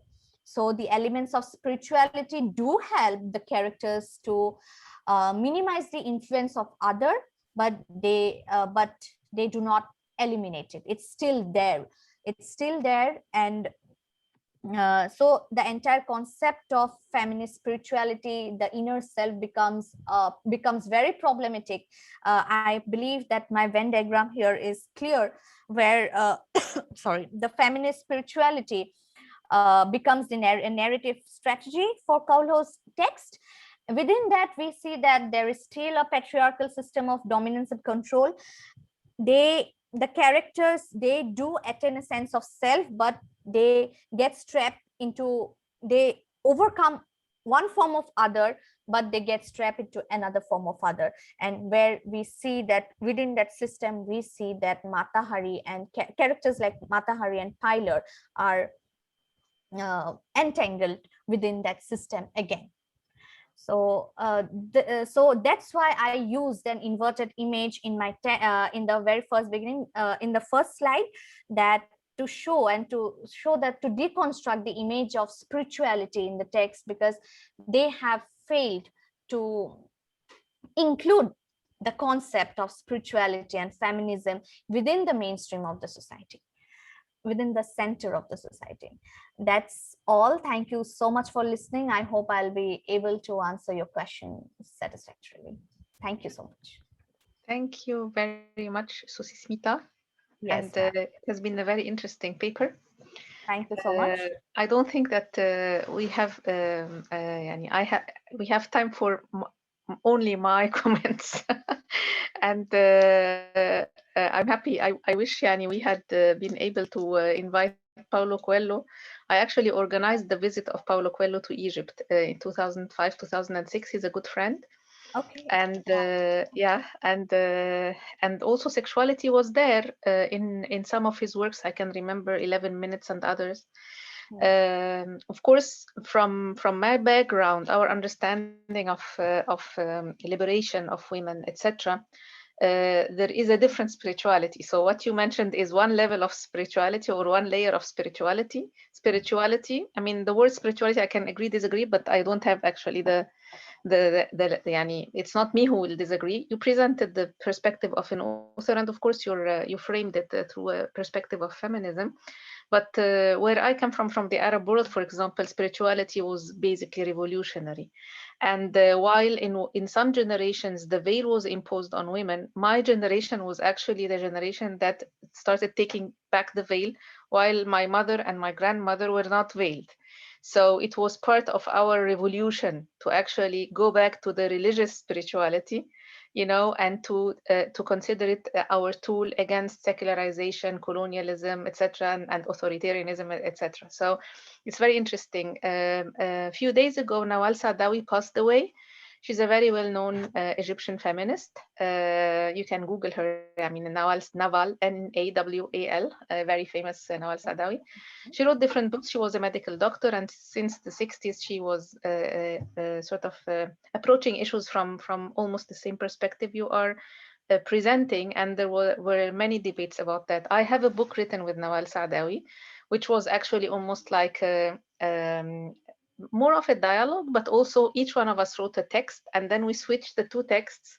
It was titled Women, Religion and Ethics, and each one of us commented on the other one's text, you know. So I think that one of the things I want to highlight in your analysis is that the words that you are using can have many different meanings. And embedding spirituality in sexuality is an interesting topic, but it takes us on a different level of analysis to basically a materialist form, a very immanent form of spirituality related to the body, while actually there are different interpretations of such spirituality and women's empowerment through spirituality, different from that approach. I remember the work of Saba Mahmoud. She was an anthropologist in Berkeley, California, who wrote a book about women taking back the mosque and doing their circles of knowledge in Cairo in the 90s, for example, as a way to struggle against the patriarchal system, but through the reclaiming of their own rights within religion, for example. In this case, in this specific case, it was Islam. And there are many other different cases. So the topic actually is raises, I mean, this can be the topic of a full conference, you know, women and spirituality, and how different backgrounds and different religions and different contexts and societies can read the notion of patriarchy differently, and liberate it sometimes from the assumptions, and challenge it on different levels as well. It's a very interesting topic. I remember when I was doing my MA, it was on women and politics in Islam. I read this very book that was titled God the Mother, not God the Father. And of course, many books, you know, talking about God as a mother and God as a woman, you know, and all these approaches. I can understand sometimes behind them not only the intellectual capacity and the intellectual daring mind, but also I can understand anger, a lot of anger, you know, that makes people go completely the other way. Specifically in the case of studying feminism, if you study feminism from its beginning in the West, actually it started from the Christian realm, and asking why is God a father and not a mother, and they raised the figure of Virgin Mary, so they started giving more attention to Virgin Mary as a female figure in Christianity, and then they left it all over altogether. Yani later on, and most of the secular tendencies thought that it's too much to struggle with God the Father, so we'll just do without the whole thing. Yani. So it's interesting how the cultural and religious background actually affects very much. And Rajiv has been my educator and my mentor when it comes to Hindu practices. We had a very interesting course, and we studied death in different cultures. And Rajiv was very inspiring, teaching us about death in the Hindu culture and its meaning, and the different gods in Hinduism, you know, and their different manifestations. And I remember I asked you, Rajiv, at that time about this goddess in India that is a goddess of war, motherhood, sexuality, and many other things, you know. So I said to him, we are used to the Western gods that have one mission, you know, goddess of beauty, a god of war, you know. So, and this goddess, what was her name, Rajiv? Durga? I don't remember. It was a goddess that has so many functions. You know, she's the mother and the warrior and the Durga. Yeah, Durga, yeah. yes. So it was interesting because this is different. Yani, it's just opening these windows of understanding of different imaginations is interesting. In the case of Islam, God is not a father and he's not a male. So we escaped from this dichotomy of male, female, etc. But we also have a long way to go to reform a lot of our practices that are very traditional. I really enjoyed your paper, and it's very interesting how literature can open some windows for understanding the characters, and then looking around and you find that we have these characters in our everyday life, but it's like condensed in one character, sort of constructed by the author, etc. Very interesting. Thank you so much. I open the floor if someone needs to comment or have a question. Can I invite Fusun Sari to comment? I can see you on my screen. So if you want to comment, Yani, I can pick on you. So if Fusan Sari doesn't want to say, then I would like to say. no, Rajiv, you don't dominate the discussions. Give opportunity to the other speakers.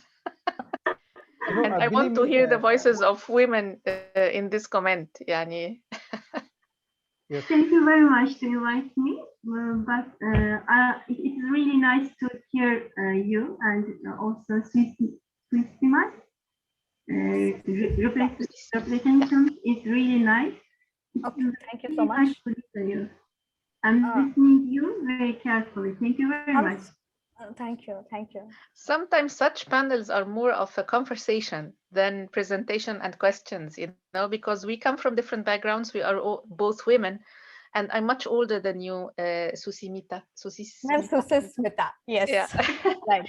You know, I would call you Susi, you know, because it's like shorter, and in Egypt we usually cut the long names into two, so we so it's easier, right. Actually. Actually, generations also perceive different concepts differently, and the struggles develop. You know, the struggles of the 60s of our sort of more senior professors and scholars and activists, etc. They change. And I remember very well that one of my arguments with Nawal Saadawi, I'm 55, she passed away when she was 88 almost. So there is quite a gap between us. And she couldn't understand that the veil would come back as a tool of protest and revolutionary stances, and that women would pay prices for wearing the veil, not for taking off the veil. You know, it's like she couldn't grasp it, you know. And I told her there is an issue with you not being able to see Islam as potentially revolutionary and progressive. She just could not understand that. And the discussion was very interesting because some perceptions are also generational. And I could understand that when she was at the time when we wrote the book, she was about 70 or 68 years. And I felt somehow that there is no way to shake her opinion. You know, it's like as if this is where she came from. This is what made her struggle gain its momentum. And it's a different generation. So it's like, fine, Yani, she did her best in her own understanding. And there are other generations that see freedom, activism, their own goals differently. So it's also very interesting, the generational dimension in women's struggles, let alone the cultural differences, and of course the universal endeavor, you know, that women in all societies struggle for their dignity and for their status. And yeah. Right. Yes. Yeah, I thank you. Before that, ma'am, actually, yes, it happens because now for me in our culture, and in many cultures too, different cultures, like women's sexuality is always suppressed. I don't know why is that happening, but now I believe that in my generation, it's trying to overcome that suppression. And it's totally different from what my mom and what my grandmom would think about it. Of course, there's a generational, the generation gap, and this dimension is present. But because my way of thinking, the way I perceive things is totally different from what my mom thinks about it. So I totally agree to it. I had my personal experience with my family, with my society. 2 minutes, Rajiv. I have to control your intervention. 2 minutes, okay, because I have to. We are late in the schedule. Okay, thank you very much for giving. You are feminist. You are me and Rajiv. You are dominating us. So we need to stand up for our rights. This is matriarchy. During this session, it's a matriarchal rule. But I'm not doing that either. So what I was saying, like I went to South India. I was working there for 1 year. I worked there. In South India, when they have a children, a woman, they celebrate a grand celebration. I mean, a daughter, when they have a daughter, they have a grand celebration. So, I mean, it's very interesting. My mother, my sister, she has taken the bag of my brother, and my mother, she was saying, like, why you took the bag of my brother, my brother's his son. So, I mean, she was like, I said, she's my sister. If she has taken what, I mean, she has taken, she's my sister, but she's like, because she's coming from this patriarchal understanding.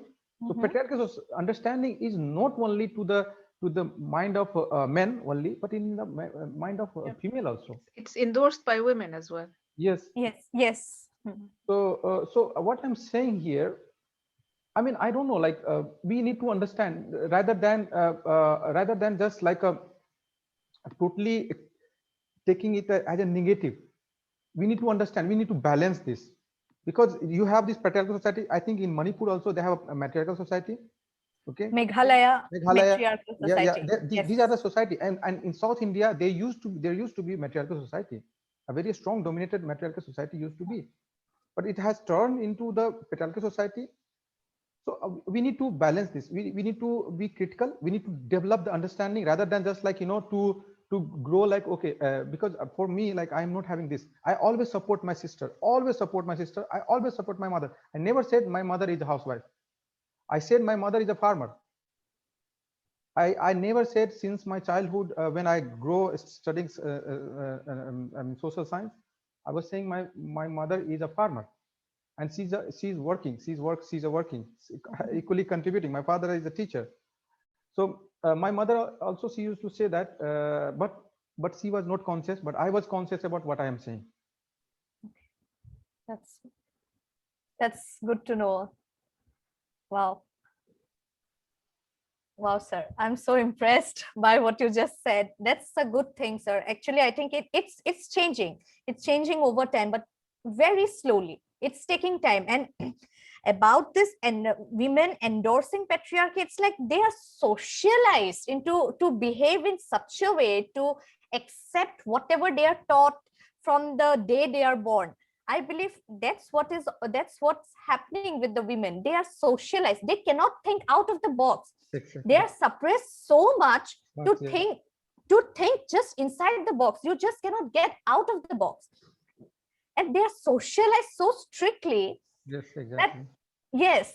And at the end, they're like, okay, fine. It's okay within we are fine within the boundaries of the society, because they are made to think, they are made to believe that outside world is bad. Just like in Ramayana, the Lakshman Rekha, what does it mean? It means that if you transgress, it's harmful for you. If you don't transgress, you are safe. It becomes a metaphor for this for the walls of the house, the walls of the interior walls of the house, where we are socialized to think in this way. Even the cultures, even the epics, I don't want to get into this debate, otherwise it's going to be problematic. But yeah, we are socialized to think in a way. Our cultures, our epics, our religious texts tell us the same. So that's where I would like to end. Thank you very much, Susi, for the comments. And now it's the turn of the last interesting. After 3 women from India, now we have a gentleman from Somalia, a fellow African. I'm from North Africa. He's from Somali. Are you from Somaliland or Somalia? Okay, you can, yeah. And this is a paper that is taking us to a completely different realm of proving identity amongst the Somali communities outside their own homeland, and their education and the construction of identity and identity formation. So Shamsuddin, Ustaz Shamsuddin Hoja, as they say in Turkish, Ustaz in Arabic. Ustaz, please go ahead. 15 minutes, and I will be extremely strict.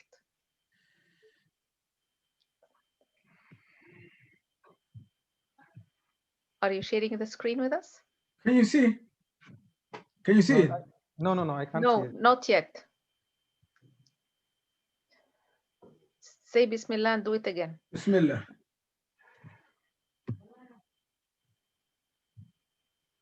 Can you see? Yes, it worked. You see? Yes, now yes, it worked. Male spirituality. Bismillah.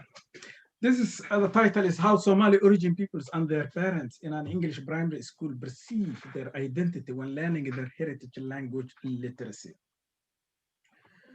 So, presentation overview will be quote first, then background of the study aims, and literature review, methodology, findings from people and parents, data, conclusion, implication, and recommendation, and last reference. Bismillah.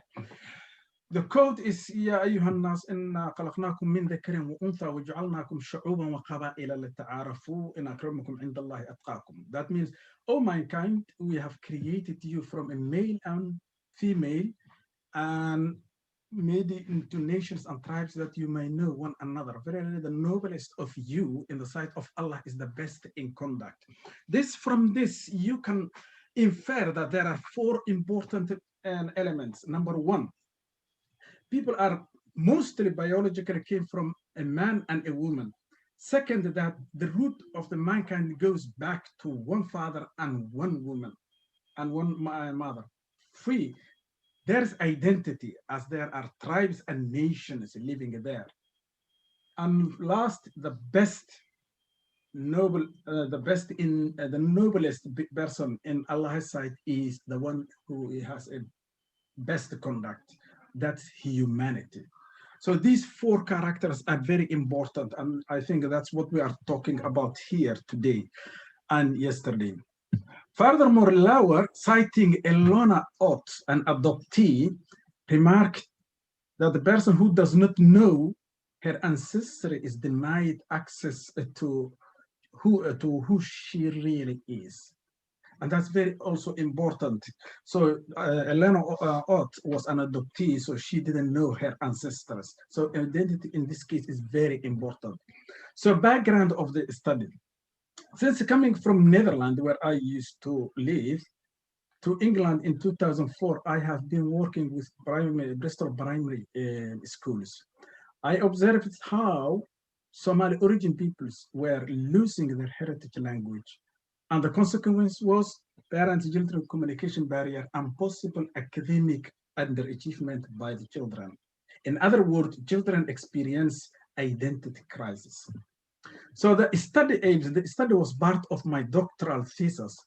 I aim to develop and maintain the Somali heritage language to at least attempt to remedy the effect of school medium of instruction, that's English. And through this, facilitating parents and able to facilitate a parent-child communication in heritage language and reinforce in child's bilingual skills. I can put this somewhere here. Okay, then I review the literature. According to Berry 1993, the political and cultural environment in which a person lives might be regarded to be a precursor for one's identity. That's very important. It says the cultural and political has an effect on the person's identity. So no consensus on the definition of identity, as we said yesterday, many times was raised yesterday, that there's no clear-cut definition for what identity is. This brings me to the ayah, إِنَّ اللَّهَ عَلَى كُلِّ شَيْءٍ قَدِيرٌ وَأَنَّ اللَّهَ قَدْ أَحَاطَ بِكُلِّ شَيْءٍ عِلْمًا. Allah knows everything, and Allah encircled everything with knowledge. Because if you look at the person, just if you see the brain consists of 100 billion neurons, 100 billion neurons working, and still, as a human being, we are grappling to understand how it works and why sometimes it malfunctions. So touch fell, but however, Walker and Liebman Green emphasizes that an individual's attitude and reaction to others can be conceptualized as identity. Touchfall, on the other hand, defines social identity as the ability of a person to become aware of his membership of a social group with whom they share value and emotional significance. Therefore, also Gans, in the context of immigration, defined the symbolic ethnicity as that of nostalgic allegiance to the culture of the immigrant generally, or that the old country they have, a love for and a pride in tradition that can be felt without to be incorporated in everyday's behavior. This led, according to the literature, to a positive well-being.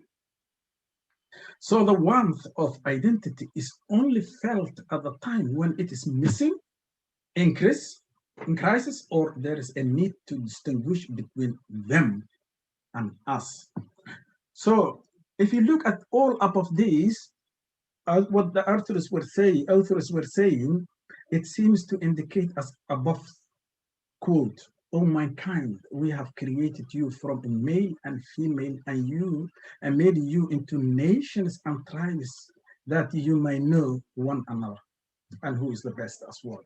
So methodology of the study was, the participants of the study were 9-year-4 peoples and 7 of their parents, both of Somali origin, at my workplace, a primary school in a city in the southwest of England.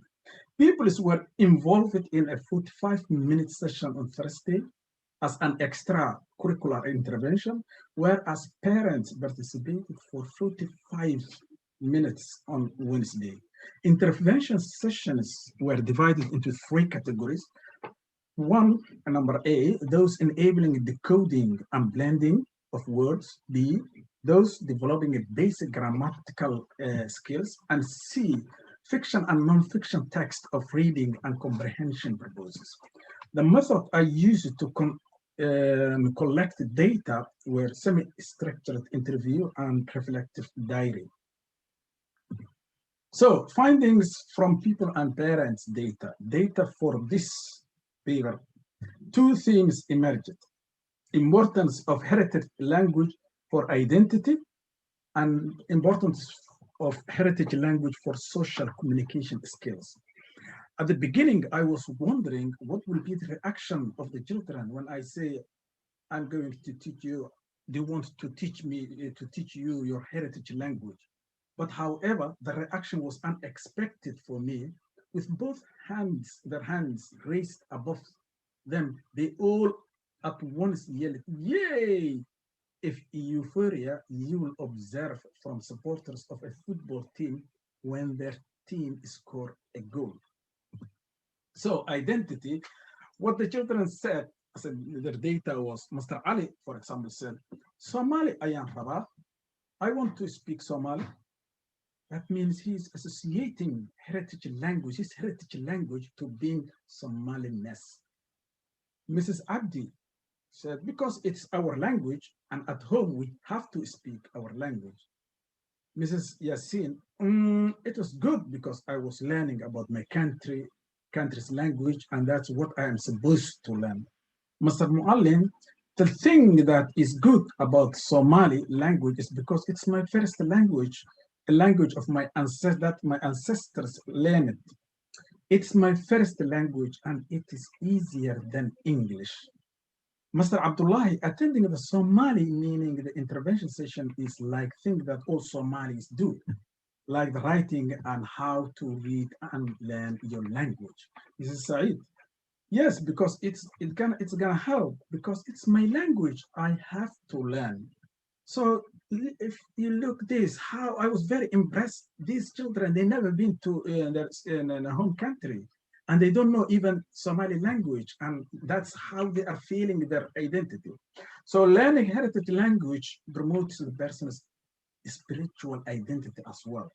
For example, at one time I asked the child, "Which lesson did you like most?" And Mrs. Abdi said, "When we were learning about Nabi Muhammad alayhi salatu wasalam, Prophet Muhammad, peace be upon him." And the data from parent, it was too long, so I just took one, I think.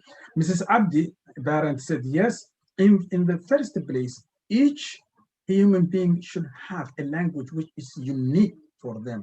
Of all people in the world, Allah has given them a language which is special for them. So if the person knows their language, it's an art which is unique for them.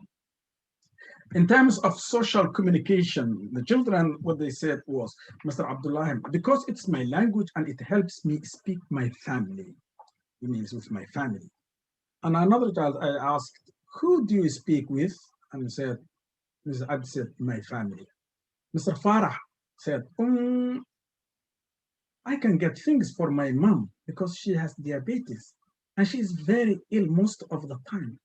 To get things for her, she says them in Somali, and I don't know what those things are.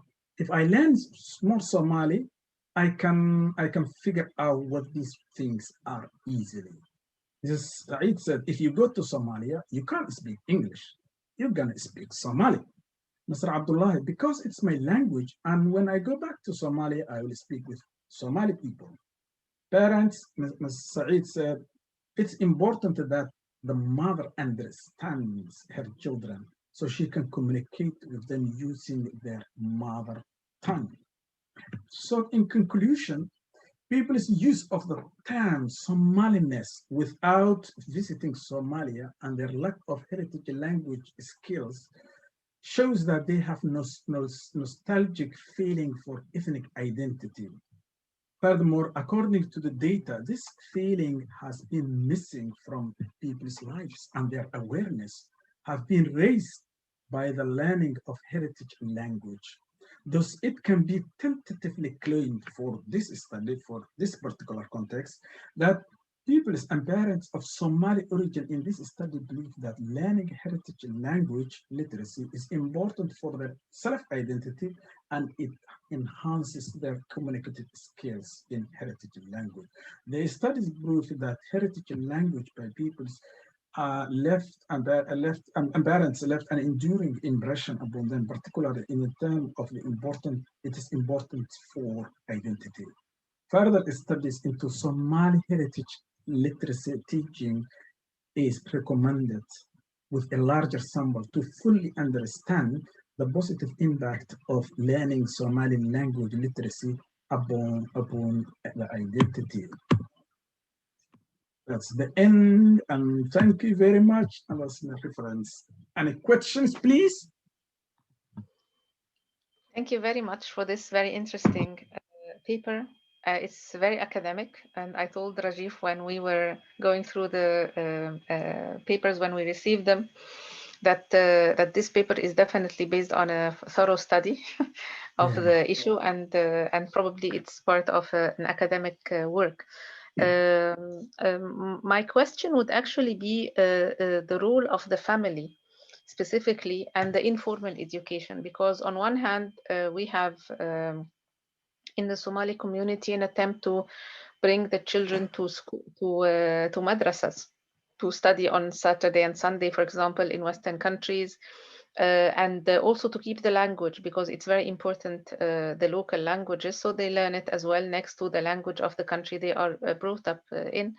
And the Somali community is known to be one of the most sort of very strong communities, different associations, gatherings, social events, etc.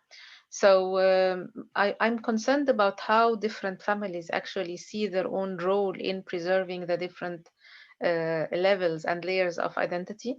I don't have experience with the Somali community, but I have experience with the Bengali community and the Pakistani community in London. Actually, I lived with them for some time.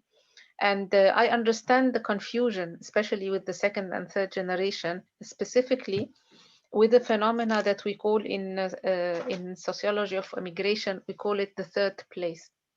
So people who travel, where are you based at the moment, Hoja?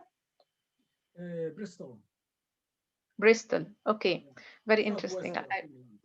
Excuse me? That is southwest of England.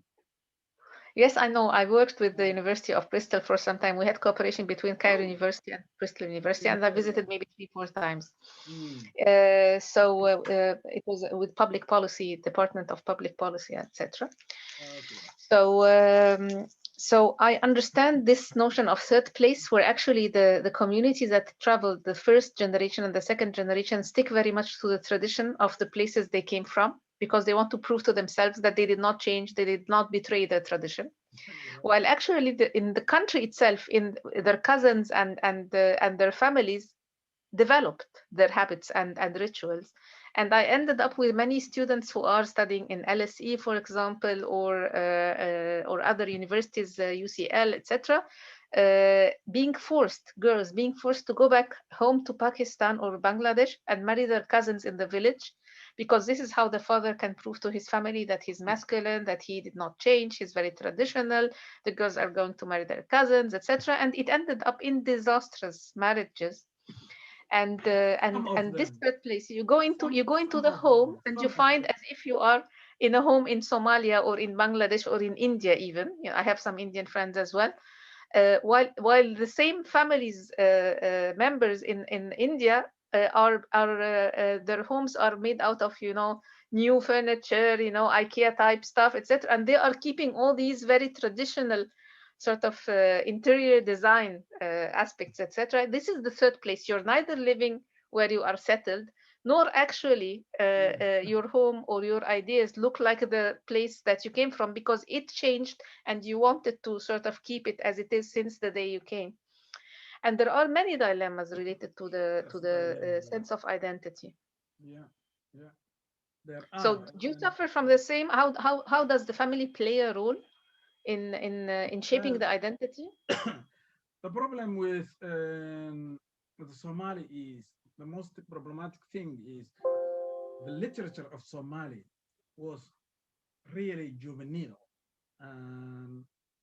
It was just written and introduced as a written form in 1972. And then in 1990, the Civil War started. So the language itself was developing, and then we came out, immigrated from Somalia. So and then it stopped. Somali literature stopped. So most of the people, those who were born from 1990, they are struggling, and parents cannot help their children as well. So the Somali language is declining, the shifting. And one of my an experience was, there was a girl in my school, I am working. She came to Somalia, from Somalia, with her mom. So she was 4 or 5 years old. She was very talkative. And when I went there and visited before, before she started school, I was very surprised how she was, her command of English, proficient of, sorry, Somali was, according to her age. But when she started the school, I used to teach her English as well, 20 minutes a day, 3 days per week. So after 6 months, one day I was passing along her class, and she grabbed my hand, and I looked at her, and she was a very humor. She giggled, and I said to her, "Eid Wanaksan." That means happy Eid. The Muslim Eid was just past, and she said, "Huh?" I said, "Eid Wanaksan," and she said, "Huh?" again. I was very surprised, and I said, "How come 6 months before you could not even speak one word of English, and now you cannot speak one word of Somali? What happened?" And she giggled, and she said, "My mom cannot understand me." That really took me aback.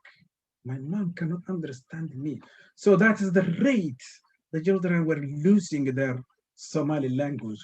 And what's also I thought when I was taking this project of my doctoral level was, the literature shows that children who learn their language and mother tongue and keep their culture and language and add another language as additive bilingualism experience, my experience, positive advantage in an academic advantage. Whereas those who leave their language and just shift into English experience a subtractive bilingualism, and that's very disadvantage. So I want to compensate that thing by teaching children and parents as well. So, and I will also like this to extend to, if I have a chance, to Ankara, because there a lot of Somali parents from the Western countries are moving to Ankara, the capital of Turkey now, are living there.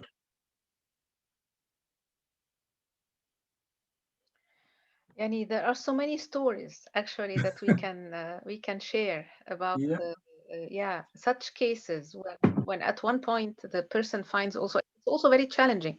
There is a very dominant culture. You also have the peer pressure. Yeah. And I remember there is a very famous professor who teaches at Georgetown in the UK, Islamic studies. I mean, yani study of Islam and Middle East, not a professional in Islamic studies. His name is John Esposito. He wrote so many books about Islam and the Muslim movements and the Arab world and democracy and other things. And he is from Italian background, and he is the generation. His parents went to the UK, to the USA to work. And the Italians were usually workers in the labor force, not intellectuals, not, you know. So his father was working in a factory, something like that. And he was a young John, a little boy. And he said that when they moved, his mother stopped talking to him,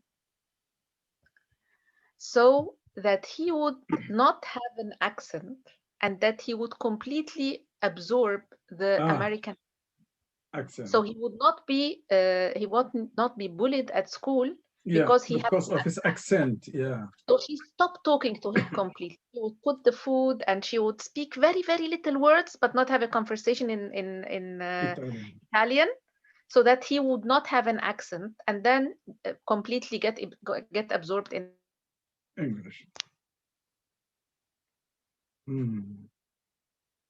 But anyway, he will absorb anyway, just if it is before 2 Alif, I think, because of what they say system and not be bullied. Holland, for example. Yeah.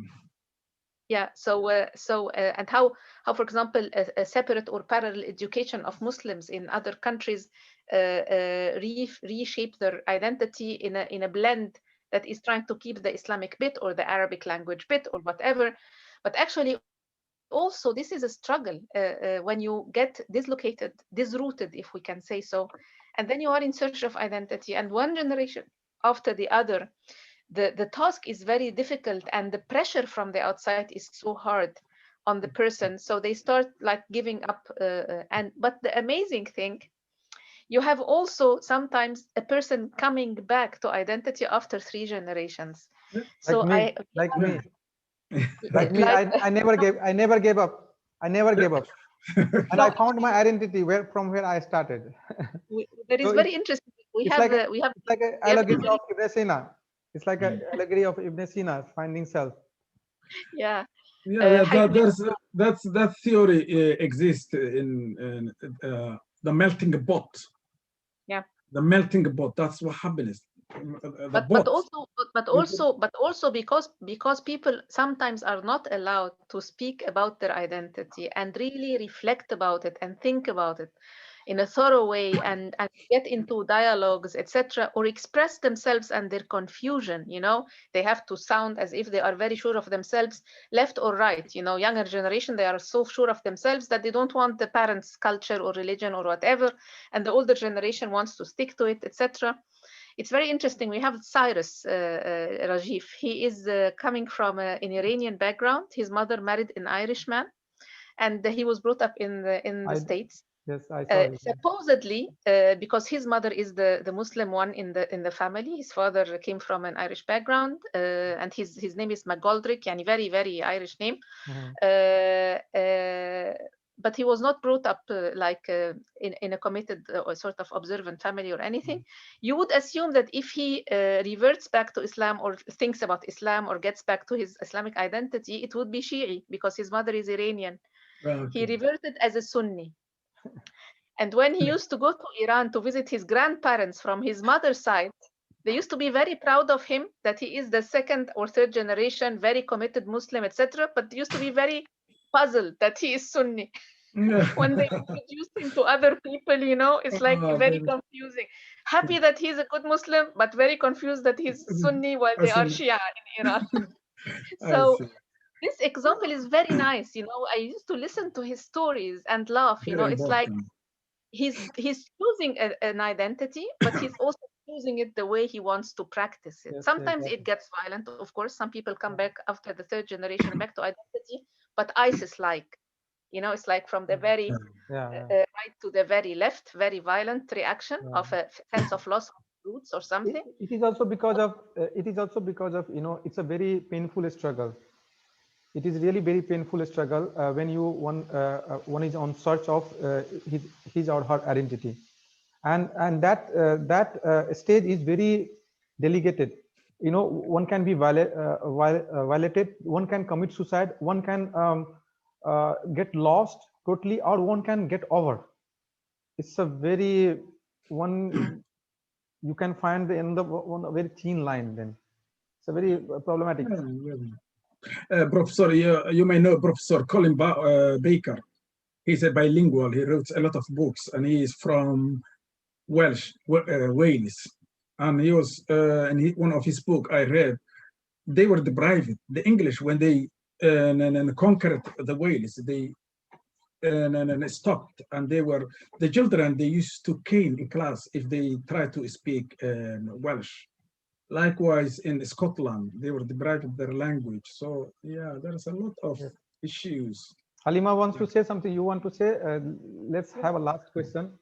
And Halima just want to give a comment. What is the Shia Sunni exist in Pakistan? I wanted to say that there are Shia and Sunna in Pakistan as well, and the Shia cannot express their own faith. I think this is what I read in the chat.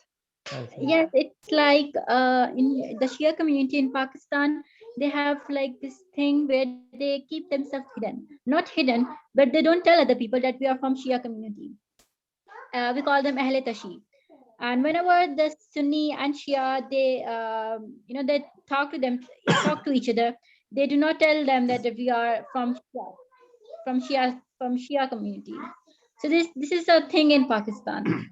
To hide the identity of your own religion.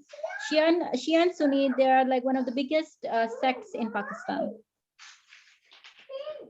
Till now, even my grandparents and my parents and me as well, we are Sunni, but even now they hide their identity. And there was I don't know whether you are familiar with Mehdi Hassan. He's a journalist. Yes, Mehdi Hassan. Al Jazeera. He went to Australia, and there was a panel and an audience. And one of the audience said, "We are afraid that Muslims come to Australia and they bring Sharia law." And he said, "I don't have anything with Muslims, but I don't want Sharia law." And he said, Mahdi said, "There's more into it than Sharia law," he said. And he said, "Don't be afraid. There's a lot statistics. Muslims are not so many in Australia." And he said, these things were created by the West.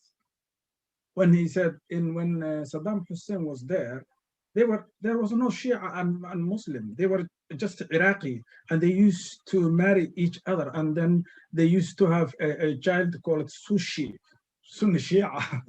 So he said there was no problem at the time. So what Halim was saying is really needs to be reflective and to deeply look what is causing this problem. What is causing? Who is benefiting from this conflict? Yeah. I think that's an important thing. I think.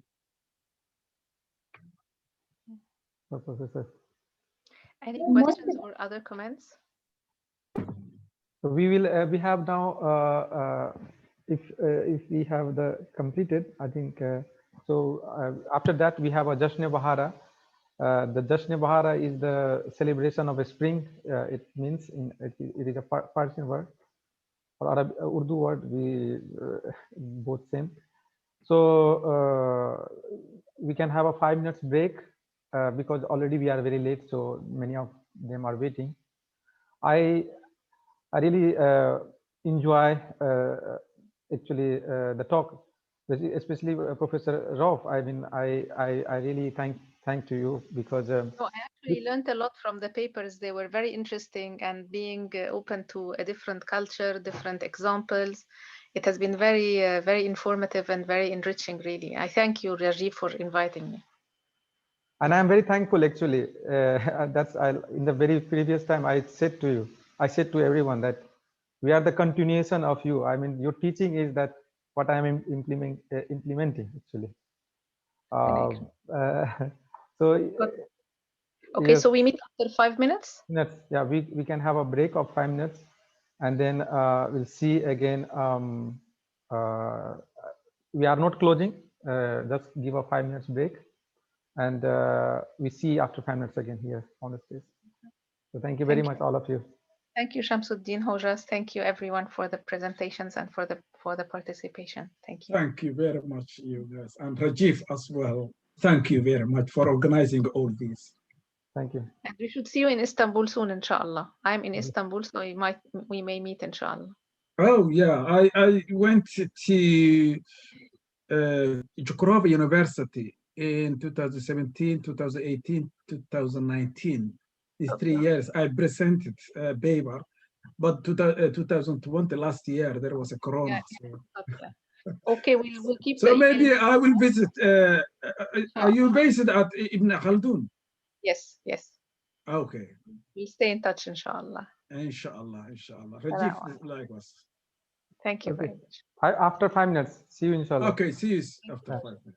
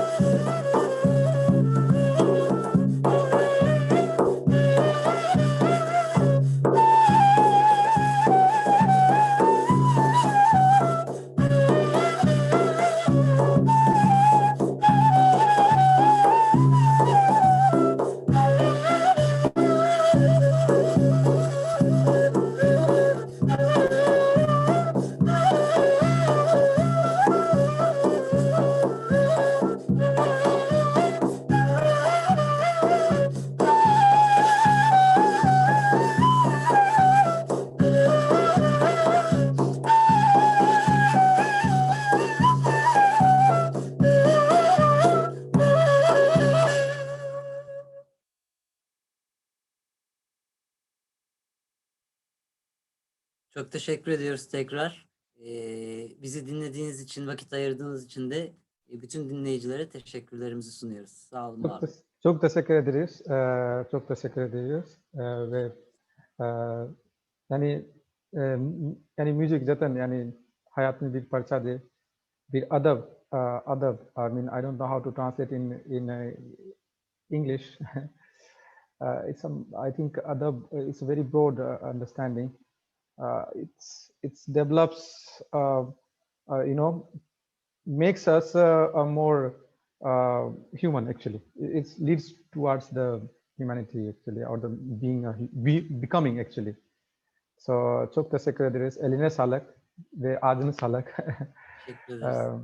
Now we have Professor Banerjee. She's from West Bengal and professor at Shillong University. And I especially I requested her, please sing the Rabindra Sangeet.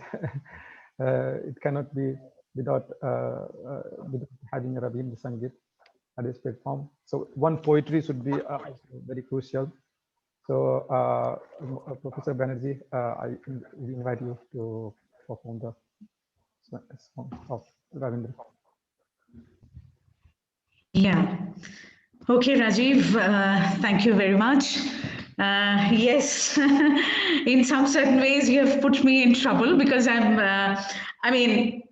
of course, it's a pleasure, but the fact that I'm not so much in practice these days due to my, teaching and academic assignments. So, of course, that is also pleasurable to me, but music is, perhaps the thing that's most lovable to me, actually. So yes, it was beautiful listening to the Turco-Persian music that was just being played, and I felt myself to have been almost transmigrated to another world where I could feel the resonance and reverberation within me. So as you were correctly saying, music certainly has that quality that takes us beyond boundaries and creates for us a spectacular realm whereby we can sense the pulsations within ourselves. Well, so for those who may not be knowing about Rabindra Sangeet, it is a Sangeet or a song composed by Rabindranath Tagore, a towering figure in the Indian cultural and intellectual scenario. And why only Indian? I think I should say a world poet, since he was being named as the Vishwa Kavi. Vishwa is the world or the universe, and Kavi is a poet, being the first Indian and the Asian to have been awarded with the Nobel Prize for Literature in 1913. A little bit about the song that I'm going to present to you today. So it's one that is filled with nostalgic remembrances that transports the poet to a time past when he recollects he met someone, presumably a foreigner, who is unfamiliar and yet so familiar to him. He says he has heard his or her music and has dedicated his life to that person. He has wandered around the world and has arrived at a strange new realm where he considers himself to be a guest or a visitor. It is somewhat difficult to ascertain whether the addressee in the song has any biographical connection with the poet.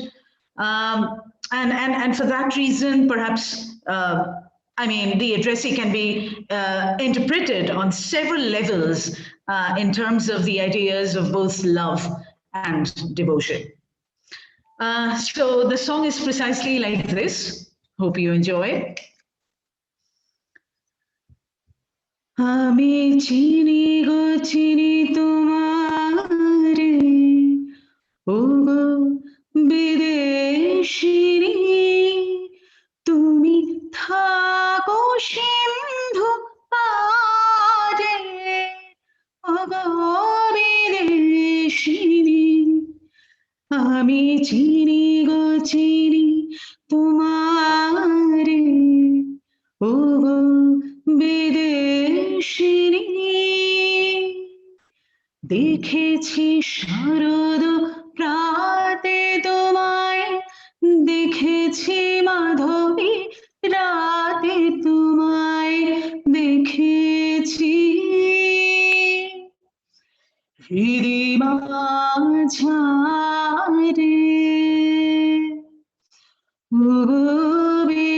বিদেশিনী আমি চিনি গো চিনি তোমারে ও গো বিদেশিনী তুমি থাকো সিন্ধু পারে ও গো বিদেশিনী আমি চিনি গো চিনি তোমারে ও গো বিদেশিনী আমি আকাশে পাতিয়া কান শুনেছি শুনেছি তোমারি গান আমি তোমারে সপেছি প্রাণ গো বিদেশিনী আমি আকাশে পাতিয়া কান শুনেছি শুনেছি তোমারি গান আমি তোমারে সপেছি প্রাণ গো বিদেশিনী ভুবন ভ্রমিয়া শেষে আমি এসেছি নূতন দেশে ভুবন ভ্রমিয়া শেষে আমি এসেছি নূতন দেশে আমি অতিথি তোমারি দ্বারে ও গো বিদেশিনী আমি চিনি গো চিনি তোমারে ও গো বিদেশিনী তুমি থাকো সিন্ধু পারে ও গো বিদেশিনী আমি চিনি গো চিনি তোমারে ও গো বিদেশিনী দেখেছি শারদ প্রাতে তোমায় দেখেছি মাধবী রাতে তোমায় দেখেছি হৃদি মাঝারে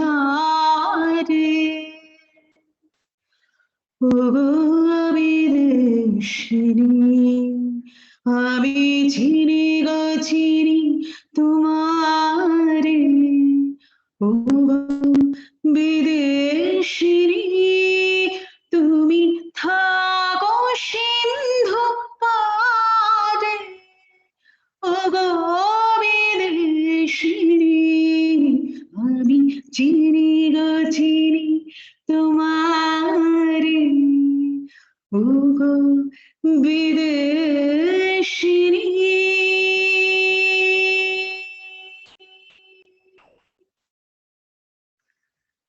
Thank you very much.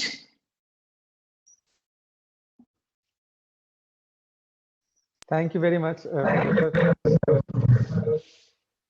So it was amazing, and of course, I mean, there is no doubt. Like, you know, when we hear the voice, it has and tone, it has a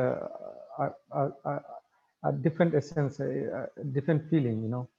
And thank you very much for singing this song. Now I would like to invite. I want to tell something. Yes. I mean, this song is just wonderful. What can be better than this? Thank you very much, Professor. So now, thank you very much, Swasti. Now, would like to invite our brother Ruhullah.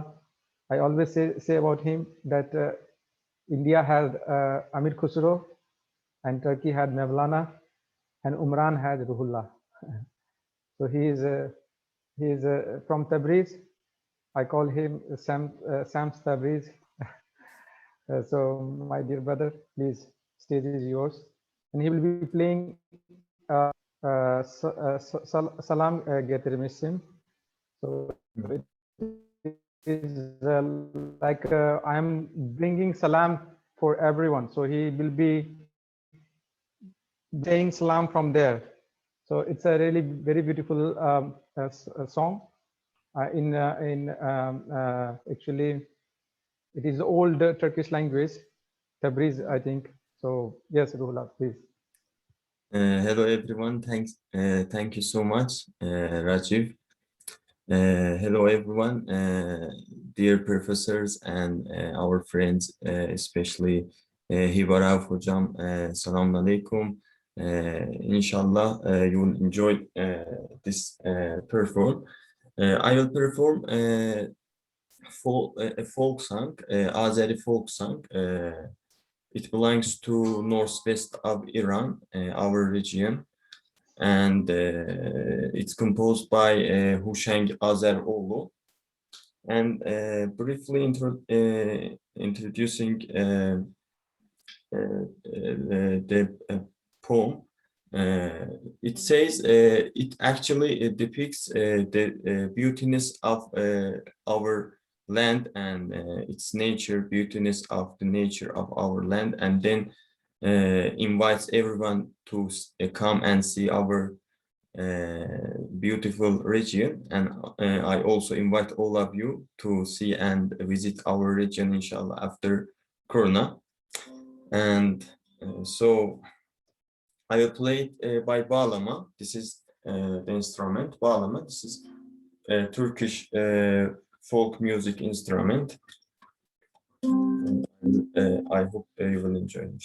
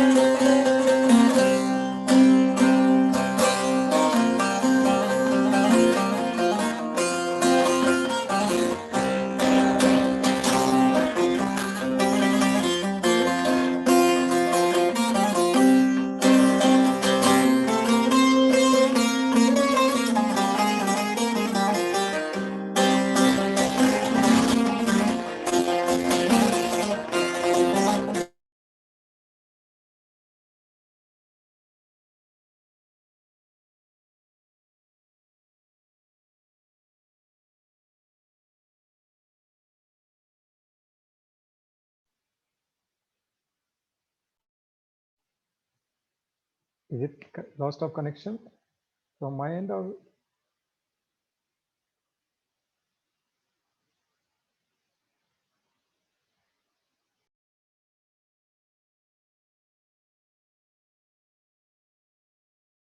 there was a loss of connection? It's because of it is at my end or everyone from? For everyone, really. Oh, okay. Okay.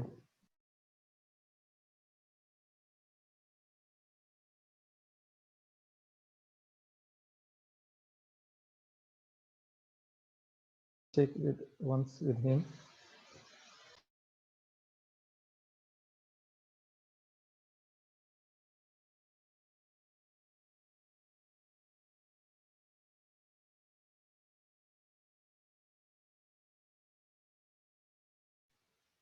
we have to bear this disturbance.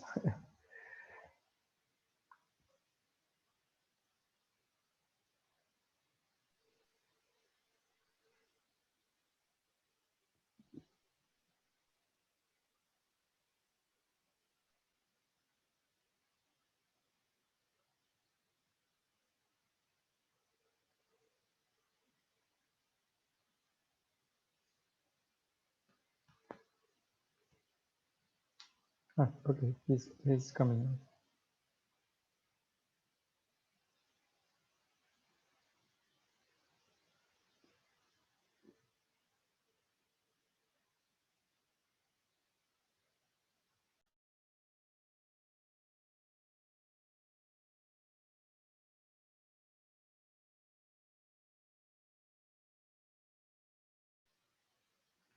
Sorry for this. Of time from this element of pre-existence, or more conventionally from the idea of its pastness. Thus, if time is perceived as the metaphysics of being, then history would be the ontology of that being. This ontotheology of time can be validated only by a certain form of, let's say, Derridian difference, a disruption, and thereafter a formulation, which you all have done in your papers, in fact. In other words, the astructurality of time perhaps can be grasped by a certain structurality, which in its turn is its supposed history. History, perhaps in this sense, is somewhat neutralized since time past, time present, and time future become contemporaneously linked to each other and unite to have a singular presence.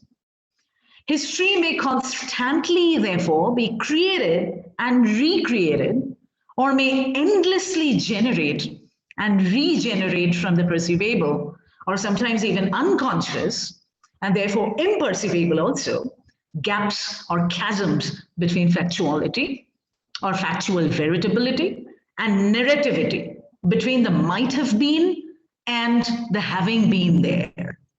Thus, it is time that brings about these ruptures, eventualities, and displacements in history, let's say, that has perhaps no control over them. This politics of temporalization of history lies in the altered relationships of power between the dominated, other, and the dominant. On the other side of power is powerlessness. Of domination is suppression. Themes that we have seen in some of the papers of this program. Of the self is alterity. The situationalities are different, the locations different, the economy is different, and yet the political structure so invincibly the same. A possible retrieval of individual freedom lies in a humanistic appraisal of historical time, and therein solely lies trust, empathy, and certitude in man, and is in numerous struggles within the cobwebs of his phenomenological existence. Now, coming to the question of identity in literature, also a theme that has been dealt with extensively in some of the papers of this symposium, I would prefer to see the latter, that is literature, as a specialized kind of utterance, a rare verbal form that seeks to serve as a vehicle for expression of the myriad experiences that societies and communities come to gather with time. Though imaginative literature may employ several literary devices to perform the function of communication, the issue of identity formation remains fundamental in almost all literatures of the world. The tradition-modernity rupture, if there is any, is somewhat diffused in and through literature. And works written perhaps several ages back may bear an overwhelming relevance even to this day.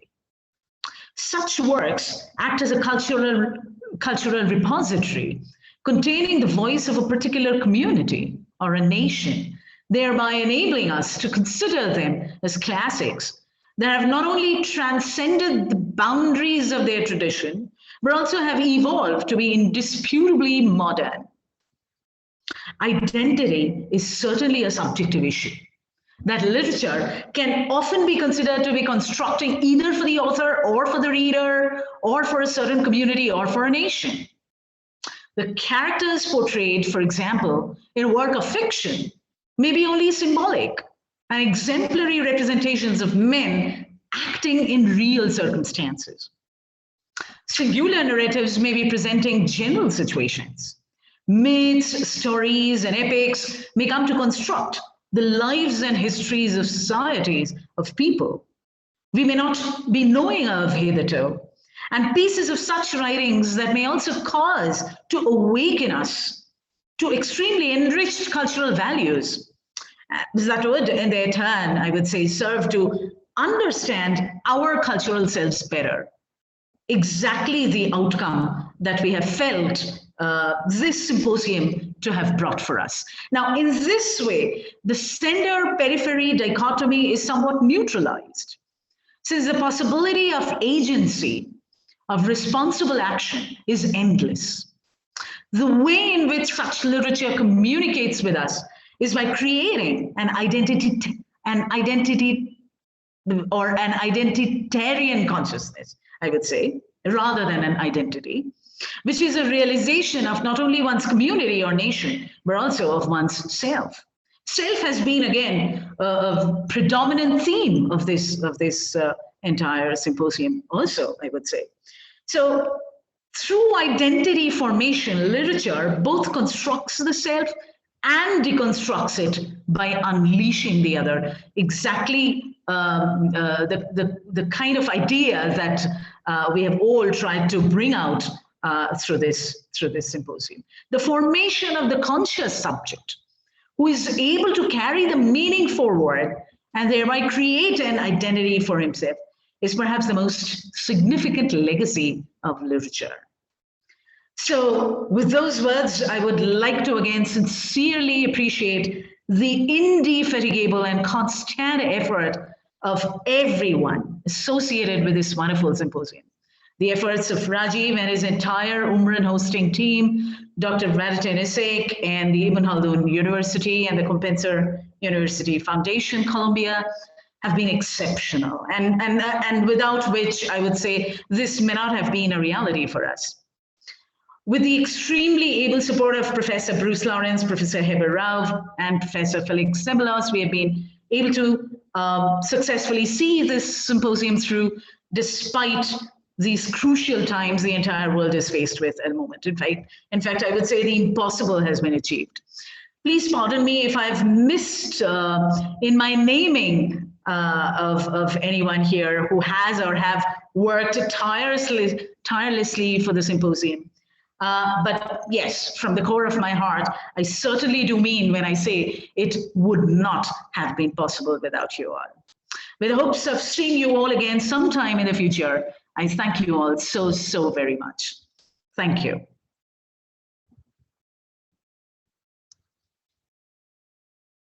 Thank you very much, Professor. It has been a pleasure and a very successful symposium that I would like to call it. And I really thanks to all the participants who had written their papers. And I congratulate you that really that you worked throughout and you gave your energy and you brought at this platform where we could reflect, we could think. And as Professor Banerjee said, in this crucial time, where we all are really suffering. Believe me, I'm living in one place, still there is a lockdown here. And there are many people even worse than me in the situation right now. And in such situation, you with your knowledge, you gave a hope of humanity. And we are working to find a better society, a better understanding, where we can really communicate and understand. And this symposium has become successful with the collaboration, with the coexistence, we work together. All my Umran team, thank you very much for the trust. Always I say that the trust you put in me, and thank you very much, Professor Banerjee. I really thankful to you that since the very beginning, it is not just your support, but I really learned something, and I would like to convey this, the teaching that I have learned this. So in the future, of course, we will be having symposium, and we'll meet again. So thank you very much, thank you all, and I will say namaste, sabah khair, good night, salam alaikum, ma salama. So see you again, inshallah. See you again. Thank you very much. Thank you. With hopes to see you all once again in the future sometime. Yeah.